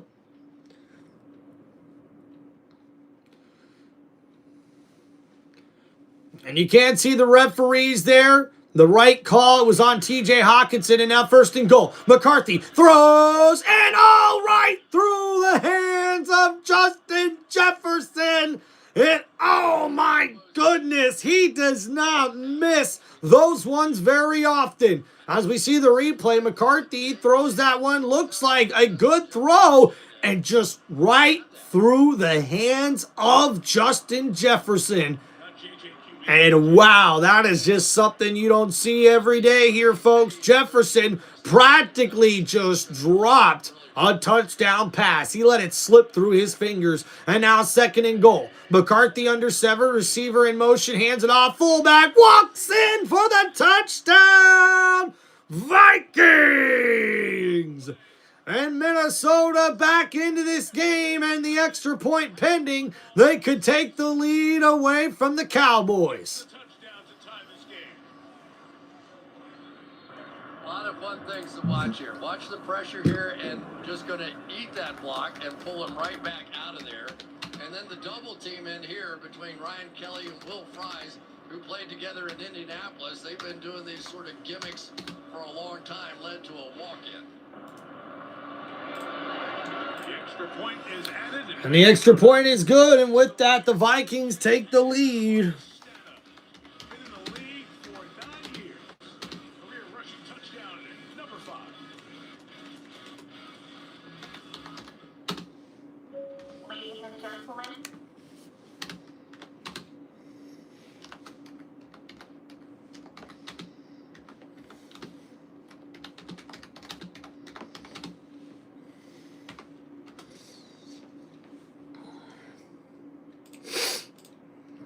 All right, guys, there is the updated score for everybody in the chat here on Tim Reynolds Show.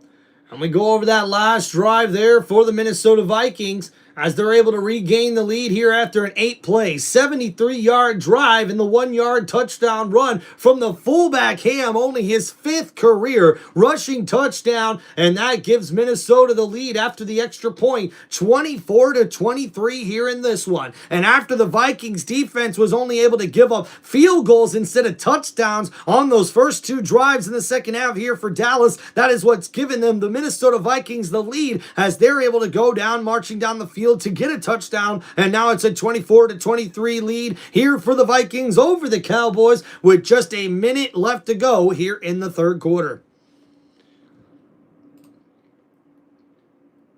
Heck yeah, a lot of go Cowboys in the chat. Let's go, let's go.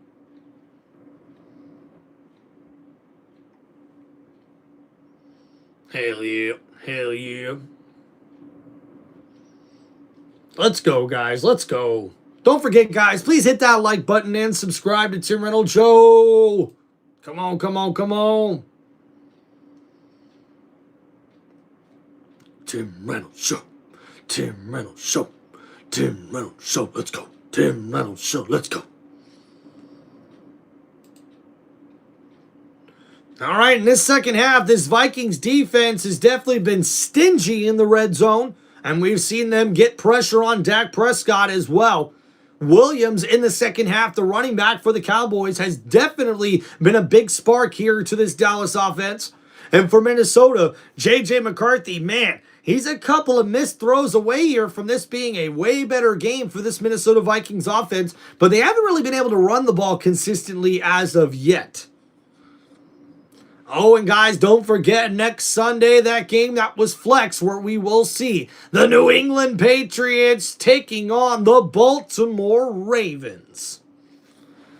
And that one's got a bunch of playoff implications as the Ravens are still fighting for their playoff lives in that matchup. So here we go, everybody. The kickoff is underway here for the Cowboys.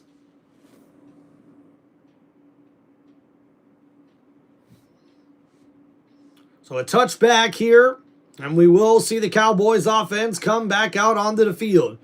And George Pickens in this game, after he had somewhat would call an up and down performance in that Lions game, Pickens comes into this one looking to make a statement. He's made a couple of nice catches, but I believe that is it thus far here for the Cowboys wideout.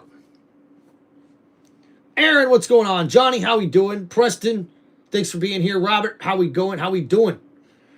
All right, Matthew saying go Broncos. Hell yeah, hell yeah. So first down and 10 coming up here for the Cowboys offense at the 35-yard line. Prescott under center. Williams in the backfield. They put a receiver in motion here. Turpin from left to right now.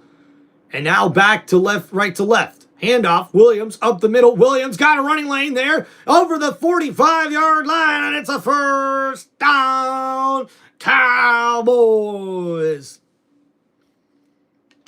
What he was seeing started the conversation. Pickens put out a social media response, then deleted it, and that's how the whole thing snowballed for the week. I'm going to give you my philosophy that the quarterbacks don't want the ball. If you're a maniac as a receiver and you demand the football, you can demand the football with the way that you aggress. So first and 10. Handoff here. Williams cuts back inside. Williams past the 50 to the 46-yard line. And that's an excellent run there of about 9 yards for the Dallas running back.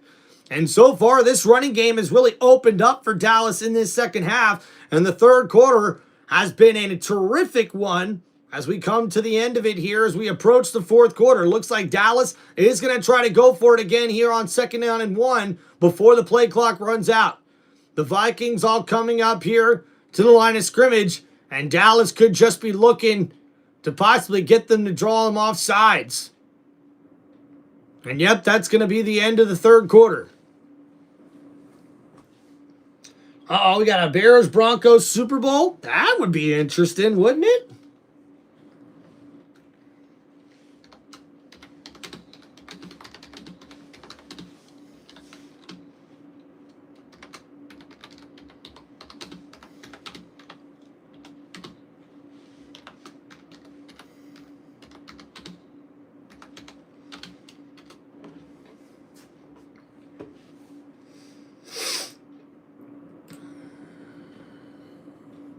All right. Thank you guys so much for hanging out here on Tim Reynolds Show. Don't forget to hit that like button and subscribe to the channel. All right, if you guys have any football questions as well, make sure you guys hit me up with those super chats here on Tim Reynolds Show. Appreciate y'all. All right. So let's get back into it here. And Dallas trying to answer the 8-play, 73-yard drive that led to a touchdown there for Minnesota as they now lead by 1 point here heading into the fourth quarter. It's Minnesota Vikings 24, the Dallas Cowboys 23. Now, Dak Prescott and the Cowboys with the ball. They are across midfield at the Minnesota 46-yard line. It's 2nd down and 1 coming up here for the Dallas offense.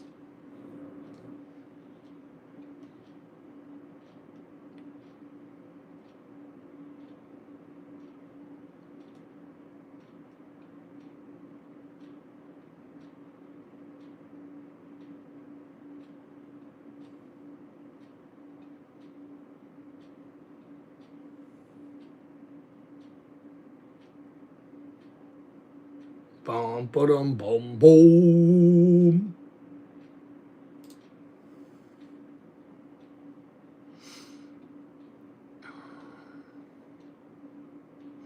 Who do you have in the Super Bowl? Man, it's hard to say for me right now, man. I think in the AFC, I really like what I see from both the Broncos defense and the Texans defense. But, man, there's just a lot of contenders right now in both of these conferences. You know, you got the NFC West that's stacked with the Seahawks, the San Francisco 49ers, and the Rams. Like, I mean, any one of those teams, I mean, except for maybe the 49ers, they're dealing with all those injuries, but they're still winning football games. You know what I mean? So it's like, I mean, anybody could really win. I really do think that.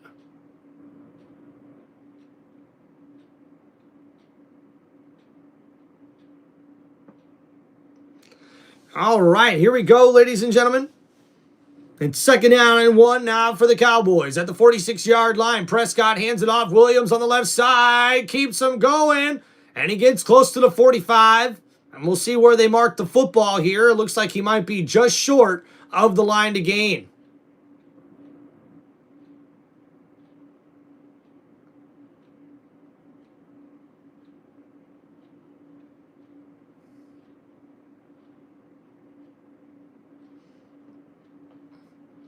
So now here we go, 3rd and 1 where they mark the football here.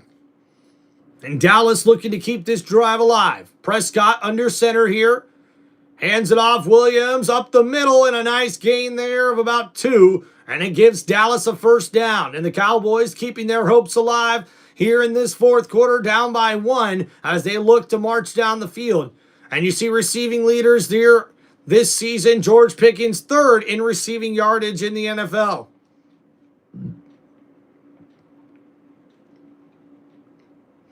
So 1st and 10 now coming up here for Dallas. Prescott looking over the defense here in the shotgun. 3 wide receivers set, looking to throw. Blitz coming. Prescott hit as he threw. That one was a wobbly pass. Are they going to call it a fumble? And no, they say incomplete. And man, the Cowboys catch a break there. I thought for sure that might have been a fumble. And we see here Smith comes off the edge, gets there. They did get the ball going forward, but that was very close to a game changer. Man, we didn't get to see one in instant replay, but yeah, incomplete. Quick throw. Pickens catches that one. And gain of about 4 or 5 there from Pickens on that catch and run. Sets up 3rd down here for the Cowboys.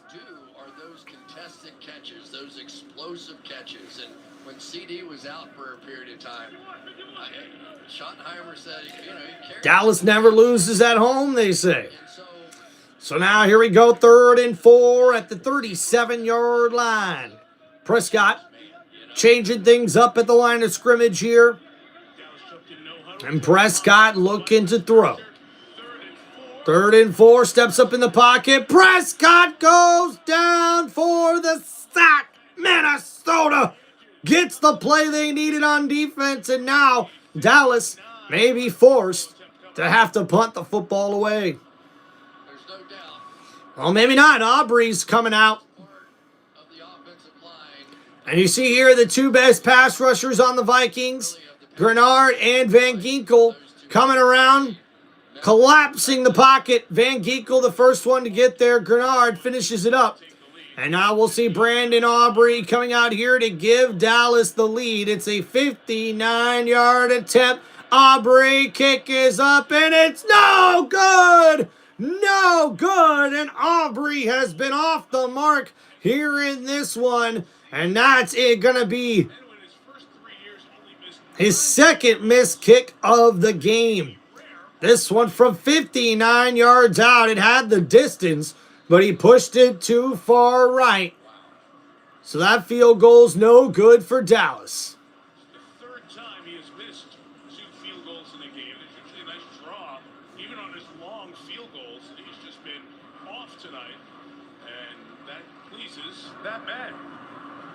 O'Connell and the Vikings maintain their 1-point lead. And this feels like one of the short things. All right. So after that missed field goal, now Minnesota will take over at the 49-yard line. Toss play here. Mason left side, cuts back in. Met at the line of scrimmage, gets about 4 yards, maybe 3.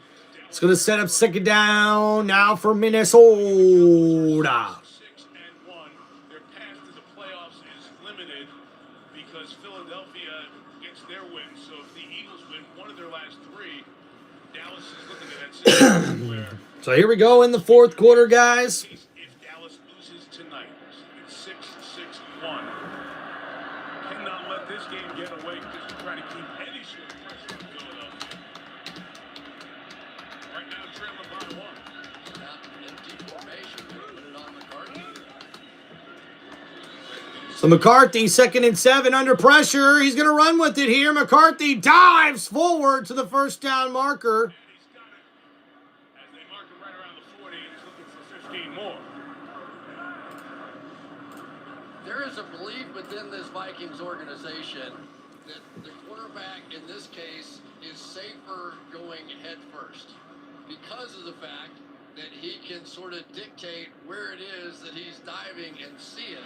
There's also the added benefit of you get those yards. Yes.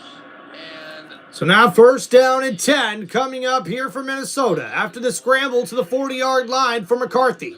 And play action, McCarthy rolling to his right, looking downfield. Throw, TJ, no, that's Oliver, the tight end with the catch.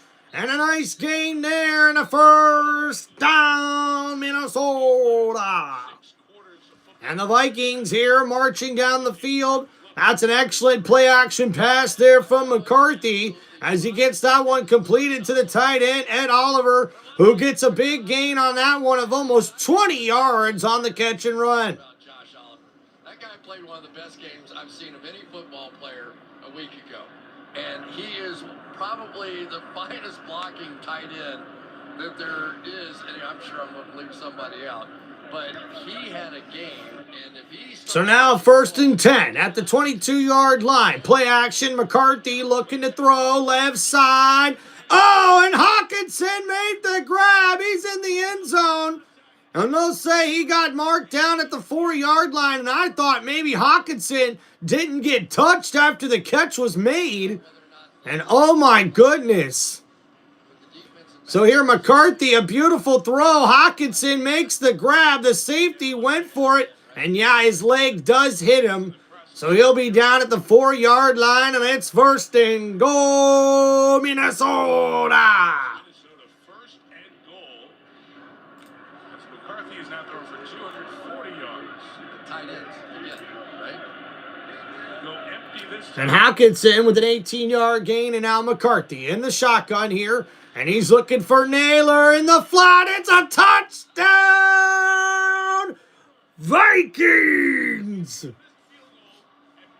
And oh my goodness, the Vikings looking to pull away with this one against the Cowboys. And oh boy. One of the things that the Vikings And what a nice catch from Naylor. As we see, he was in a bunch formation on the right side, and it's just a quick out route and a beautiful grab and an even better throw from J.J. McCarthy, and that's a touchdown, Minnesota.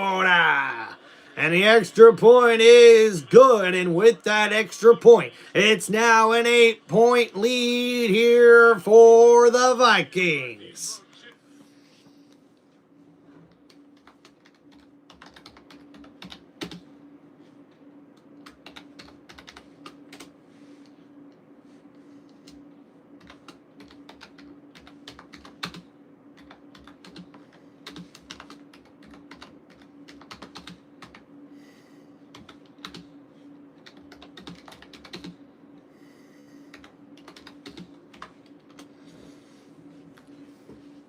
All right, thank you guys for hanging out on the channel. Let's go over that last drive there for the Minnesota Vikings. It's a 5-play, 51-yard drive and a 4-yard touchdown pass from J.J. McCarthy to Naylor. And that's his second touchdown grab of the game, as we see the Vikings are able to take advantage of the missed field goal attempt from 59 yards for the Dallas Cowboys on their last possession. So a short field equals a short touchdown drive for Minnesota that now extends their lead to 31-23 here in the fourth quarter, with just about 9 minutes remaining here in the final quarter of the game.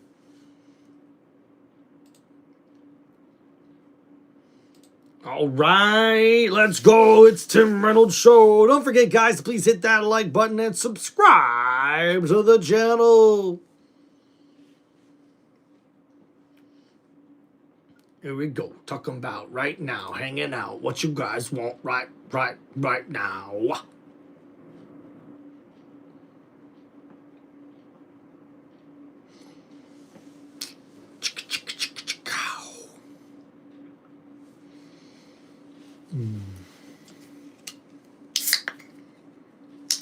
Woo-hoo-hoo. Yeah, baby. Cheers, y'all. Let's go.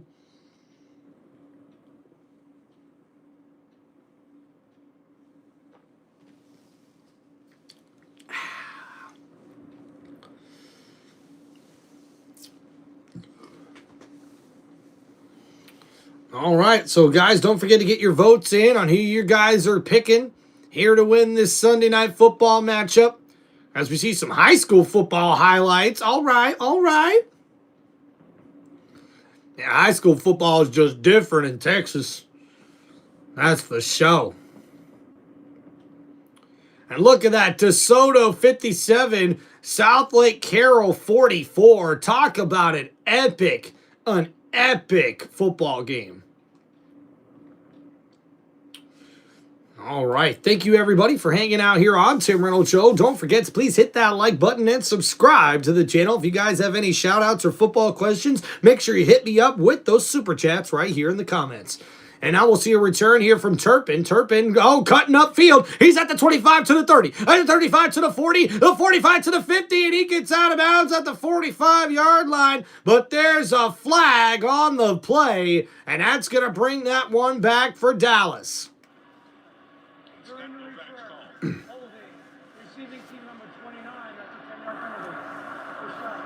So holding on the Dallas return team.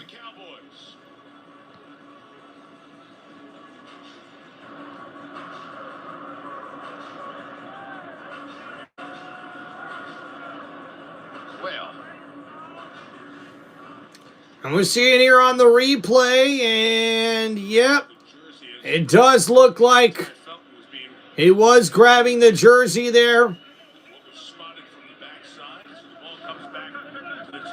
So now first down and 10.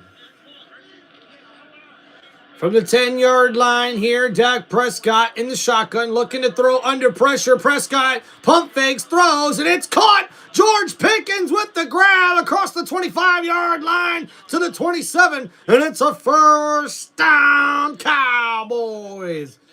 And Dak Prescott knows it's time to deliver, but oh my goodness, it looks like Dallas is going to be without one of their offensive linemen here.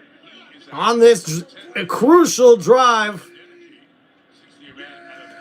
So now 1st and 10. Looking to throw here. Prescott hands it off, though. Williams with a nice running lane across the 40-yard line. And thank you for the 100 there from Unknown. And that's a big run there for Williams. Rotating his left arm in a circular motion, making fists with that left. A gain of but he is standing here all alone. epic proportions. Hunched over right now. 15-yard gain there for Williams. An impressive performance there for the Dallas running back, who missed most of the whole second quarter. And now it's 1st and 10. Handoff here goes for about 2 yards there for Williams. 2nd down and long. Yard or so. Levi Drake Rodriguez the stop. We get to the halfway point of this. And so this becomes a moment of big play. So this is a big play defense. Brian Flores, he believes in attacking, going after offenses, create that one big negative, and then force the punt, right? So offensively, you have... So now 2nd down and 8 coming up here for Dallas. Ball at the 44-yard line. Prescott in the shotgun. Vikings showing blitz here. It's a 3-wide receiver set. Blitz coming. Dallas picks it up. Quick throw. And Flournoy makes a man miss. He gets it up, and he's going to be down at the 48-yard line. It looks like he's going to have enough for a 1st down. Cowboys. And a terrific catch, and even a more terrific play by Flournoy. 4 catches for 40 yards for number 19. He catches this one and squirt, and another squirt. Gets it inside there as he makes a man miss with those couple of juke moves there. And now 1st and 10. Prescott in the shotgun here. 3-wide receiver set. And once again, the Vikings showing blitz. They rush 4. Prescott under pressure, rolling to his left. There's a flag. Prescott gets rid of it. Davis, the running back, with a big catch and run. But I think this one's coming back. And it's going to be holding on the offense for Dallas. And the Cowboys offense will have to back up on that play. And he's going up against a healthier Grenard on the edge. And tough to come into a game and take on one of the better edge rushers. You know, Grenard and Van Ginkel both a season ago had over 10 sacks on the year, and so now 1st and 20 after the penalty backs up Prescott to the 42-yard line. He's in the shotgun here. Vikings send another blitz. Prescott looking for Lamb. It's incomplete, going to the flat for number 88. Not able to connect, and it's going to end up being 2nd down and a long of 20 yards. As Prescott sees the blitz here, and Prescott trying to just get rid of the ball quickly here. All-out blitz look against you, and you're throwing quick outs when it's 2nd and 20. They're going to keep doing it all day. That gave you those throws anytime you want them. Right? So 2nd down and 20 here for Prescott. We'll see a 3-wide receiver set to the right. Prescott in here at the shotgun. Davis to the left side. Looks like a blitz coming from the Vikings. It is. Prescott throws. It's caught. CeeDee Lamb makes a move at the 50 down to the 45-yard line. And he's going to set up 3rd down and short.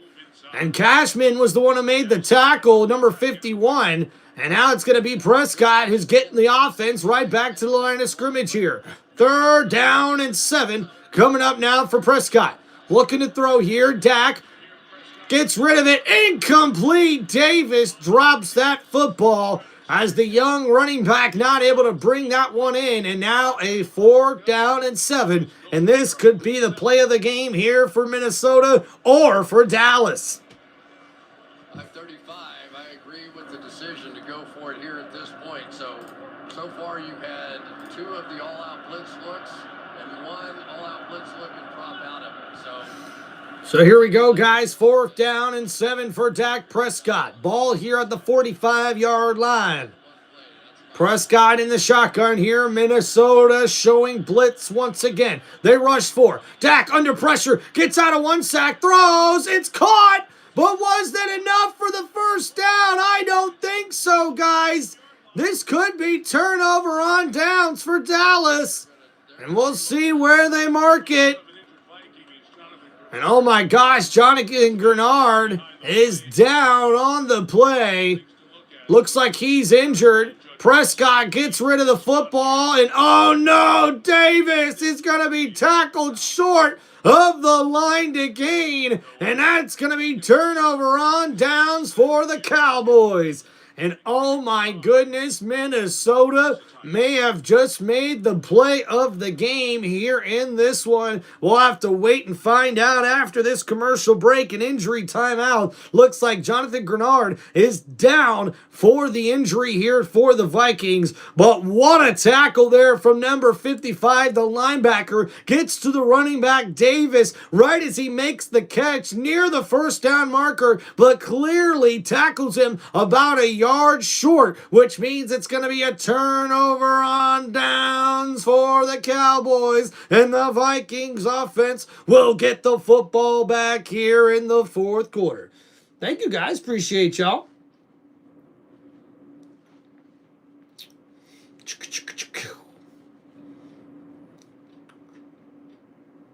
Oh, yeah, look at that, Sports Jazz. Appreciate you, man. I do think we'll see the Buccaneers offense show up and show out coming up next week. That's for sure. Oh, man, looky, Captain's already calling it. He's saying a victory might be coming for Minnesota here. Well, they've got a chance to run out this clock, or at least a lot of it, with 5:21 left to go here in the fourth quarter as they look to get a victory here on the road, and the same day that they find out they're eliminated from playoff contention.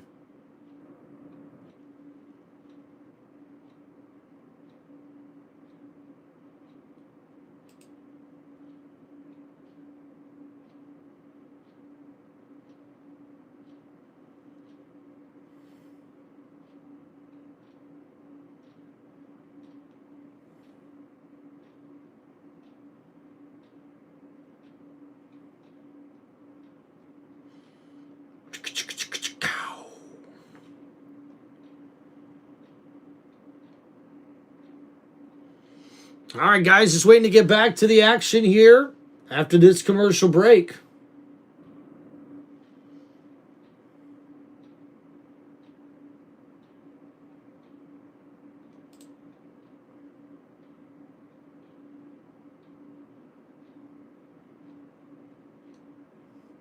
It looks like Jonathan Grenard could be heading to the locker room here, and that's not a good sign if you're Minnesota. So 1st and 10 now for the Vikings. And a handoff here. Mason up the middle. Gets maybe 3 yards on that carry. Now 2nd down coming up for Minnesota.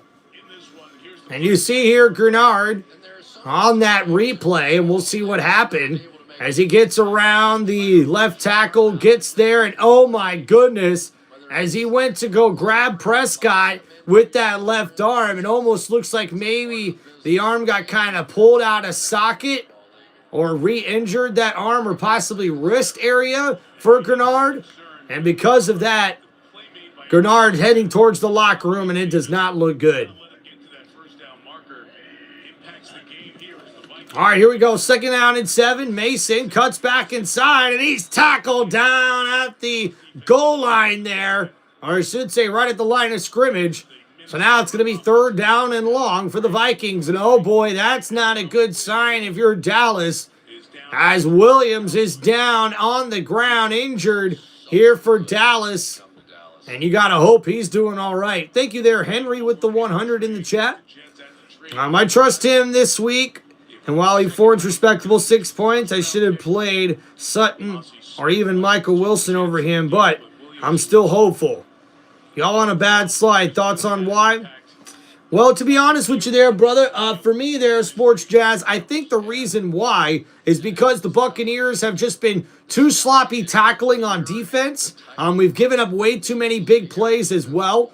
And then for the offense, they've been way too inconsistent. You know, we were so much better at the beginning of the season than we are now here later in the season, but we're starting to get healthier on the offense. So you would have thought that that means we would get better, especially with the offensive play calling. So that's got to change for my Tampa Bay Buccaneers. I think the defense can change things around. I think it's more of an attitude, a mindset, than it actually is with anything to do with coaching or play calling here, guys. I think the Buccaneers defense has got to really just show some respect here, man. Like, show some guts. Make sure you go out there, make tackles when you can make tackles, and make plays when you can make plays. The Buccaneers overall as a defense, the only thing that's really been crappy about them is that they have not been able to sack the quarterback at a regular rate this season. Their turnovers are down from last year, and they have just been having sloppy tackling, and the linebackers can't cover that well. So they've got to get a little bit better here at the end of the season in order for them to have a chance. But with an offense that you have this much capability with guys like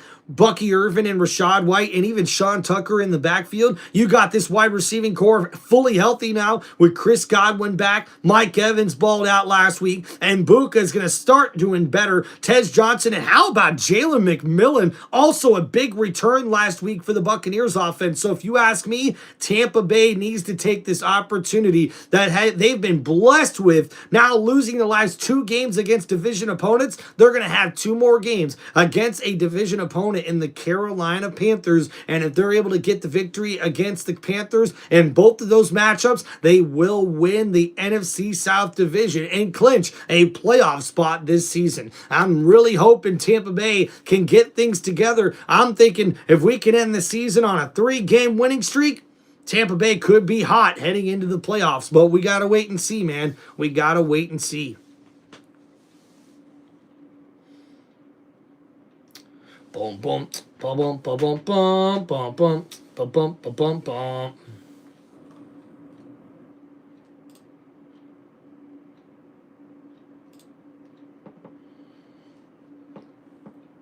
Anneda Buddha Buddha eat a Macarena and a hing to the Barari Costa Vena. Anneda Buddha Buddha eat a Macarena. Hey, Macarena. Aye.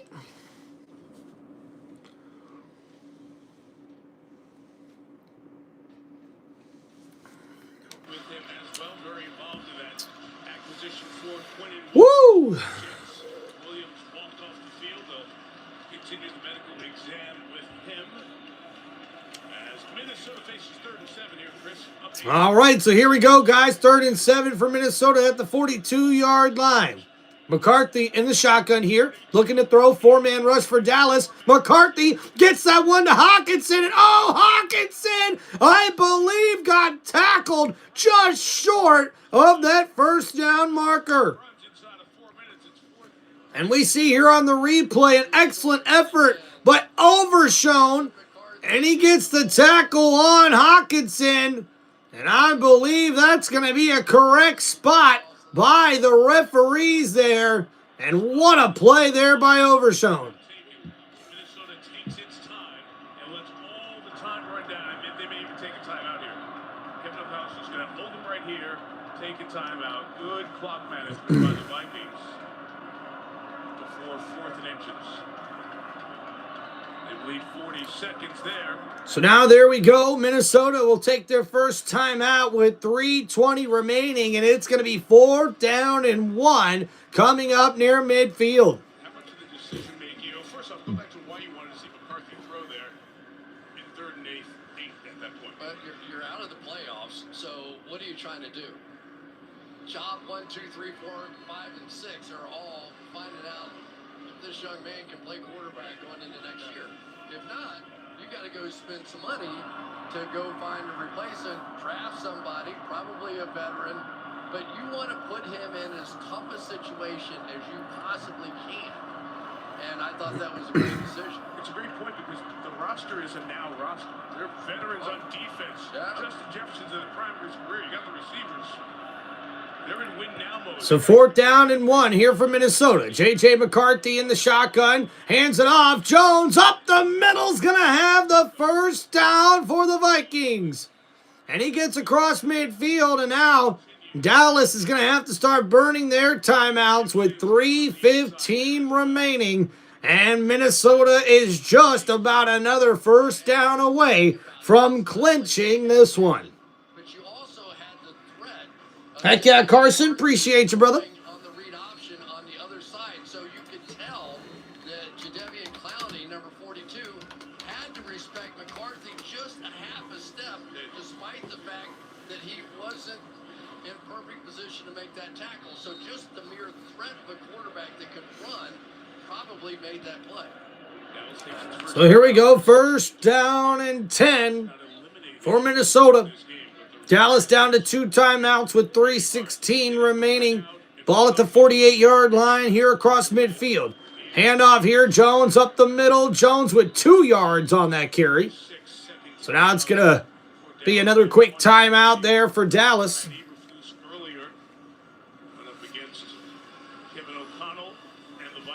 And the Cowboys defense, 7th game, allowing 30-plus points, tied for the most in the NFL this season. 5 of those 7 30-plus games came in the first 8 this season. Things got better. Dallas outrushing Minnesota 138 yards to 57. And the Vikings having more passing yards than Dallas. Surprising to hear about that. It's been a pretty up and down game for Dak Prescott. Things this year, Marshawn Nealon and taking his own life, the Micah Parsons thing, they've got new players in, they're good players. So now 2nd down and 8. Some of those guys, but no time to really put it all together, and it kind of looked like it. And the ball here at the 46-yard line. McCarthy under center here. Handoff here. Jones cuts back inside. Jones breaks free. Jones to the 30-yard line. Fumble! And oh my goodness, does Dallas end up with it? And no, they're going to say he was down by contact. And oh my goodness, I thought Dallas caught a break there, but instead it's going to be a first down Minnesota. And we're looking at the replay. And yep, looks like he is down on that one. So Minnesota will be able to regain possession. Challenge along with it. Dallas is challenging the ruling on the field of down by contact.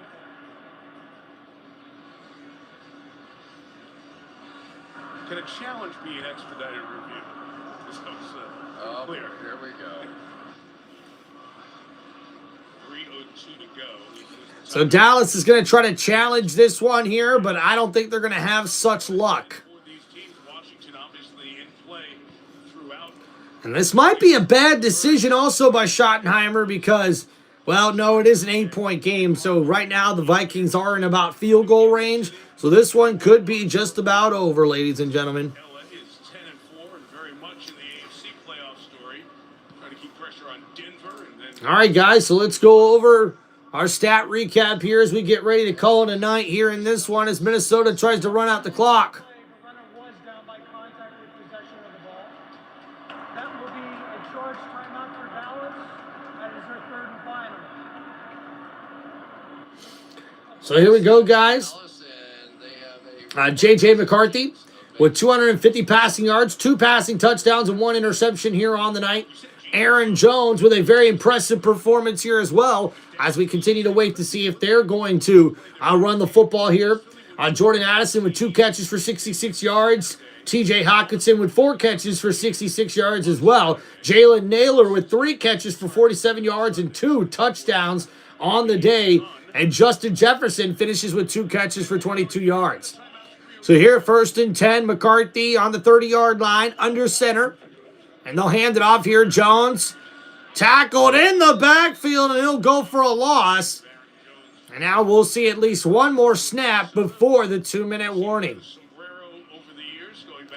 For the Dallas Cowboys, Dak Prescott, 252 passing yards, no touchdowns or interceptions here in this one.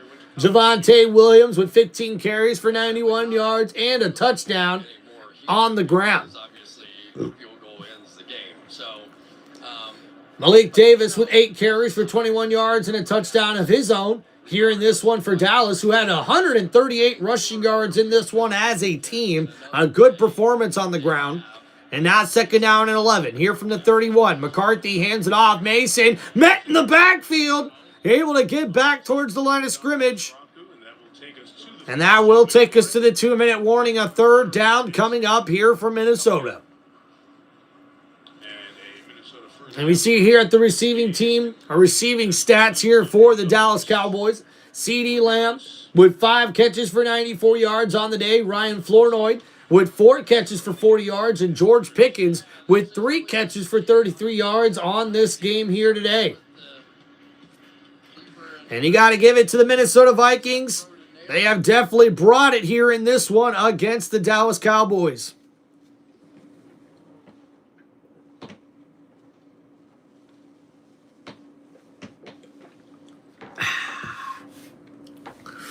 There we go.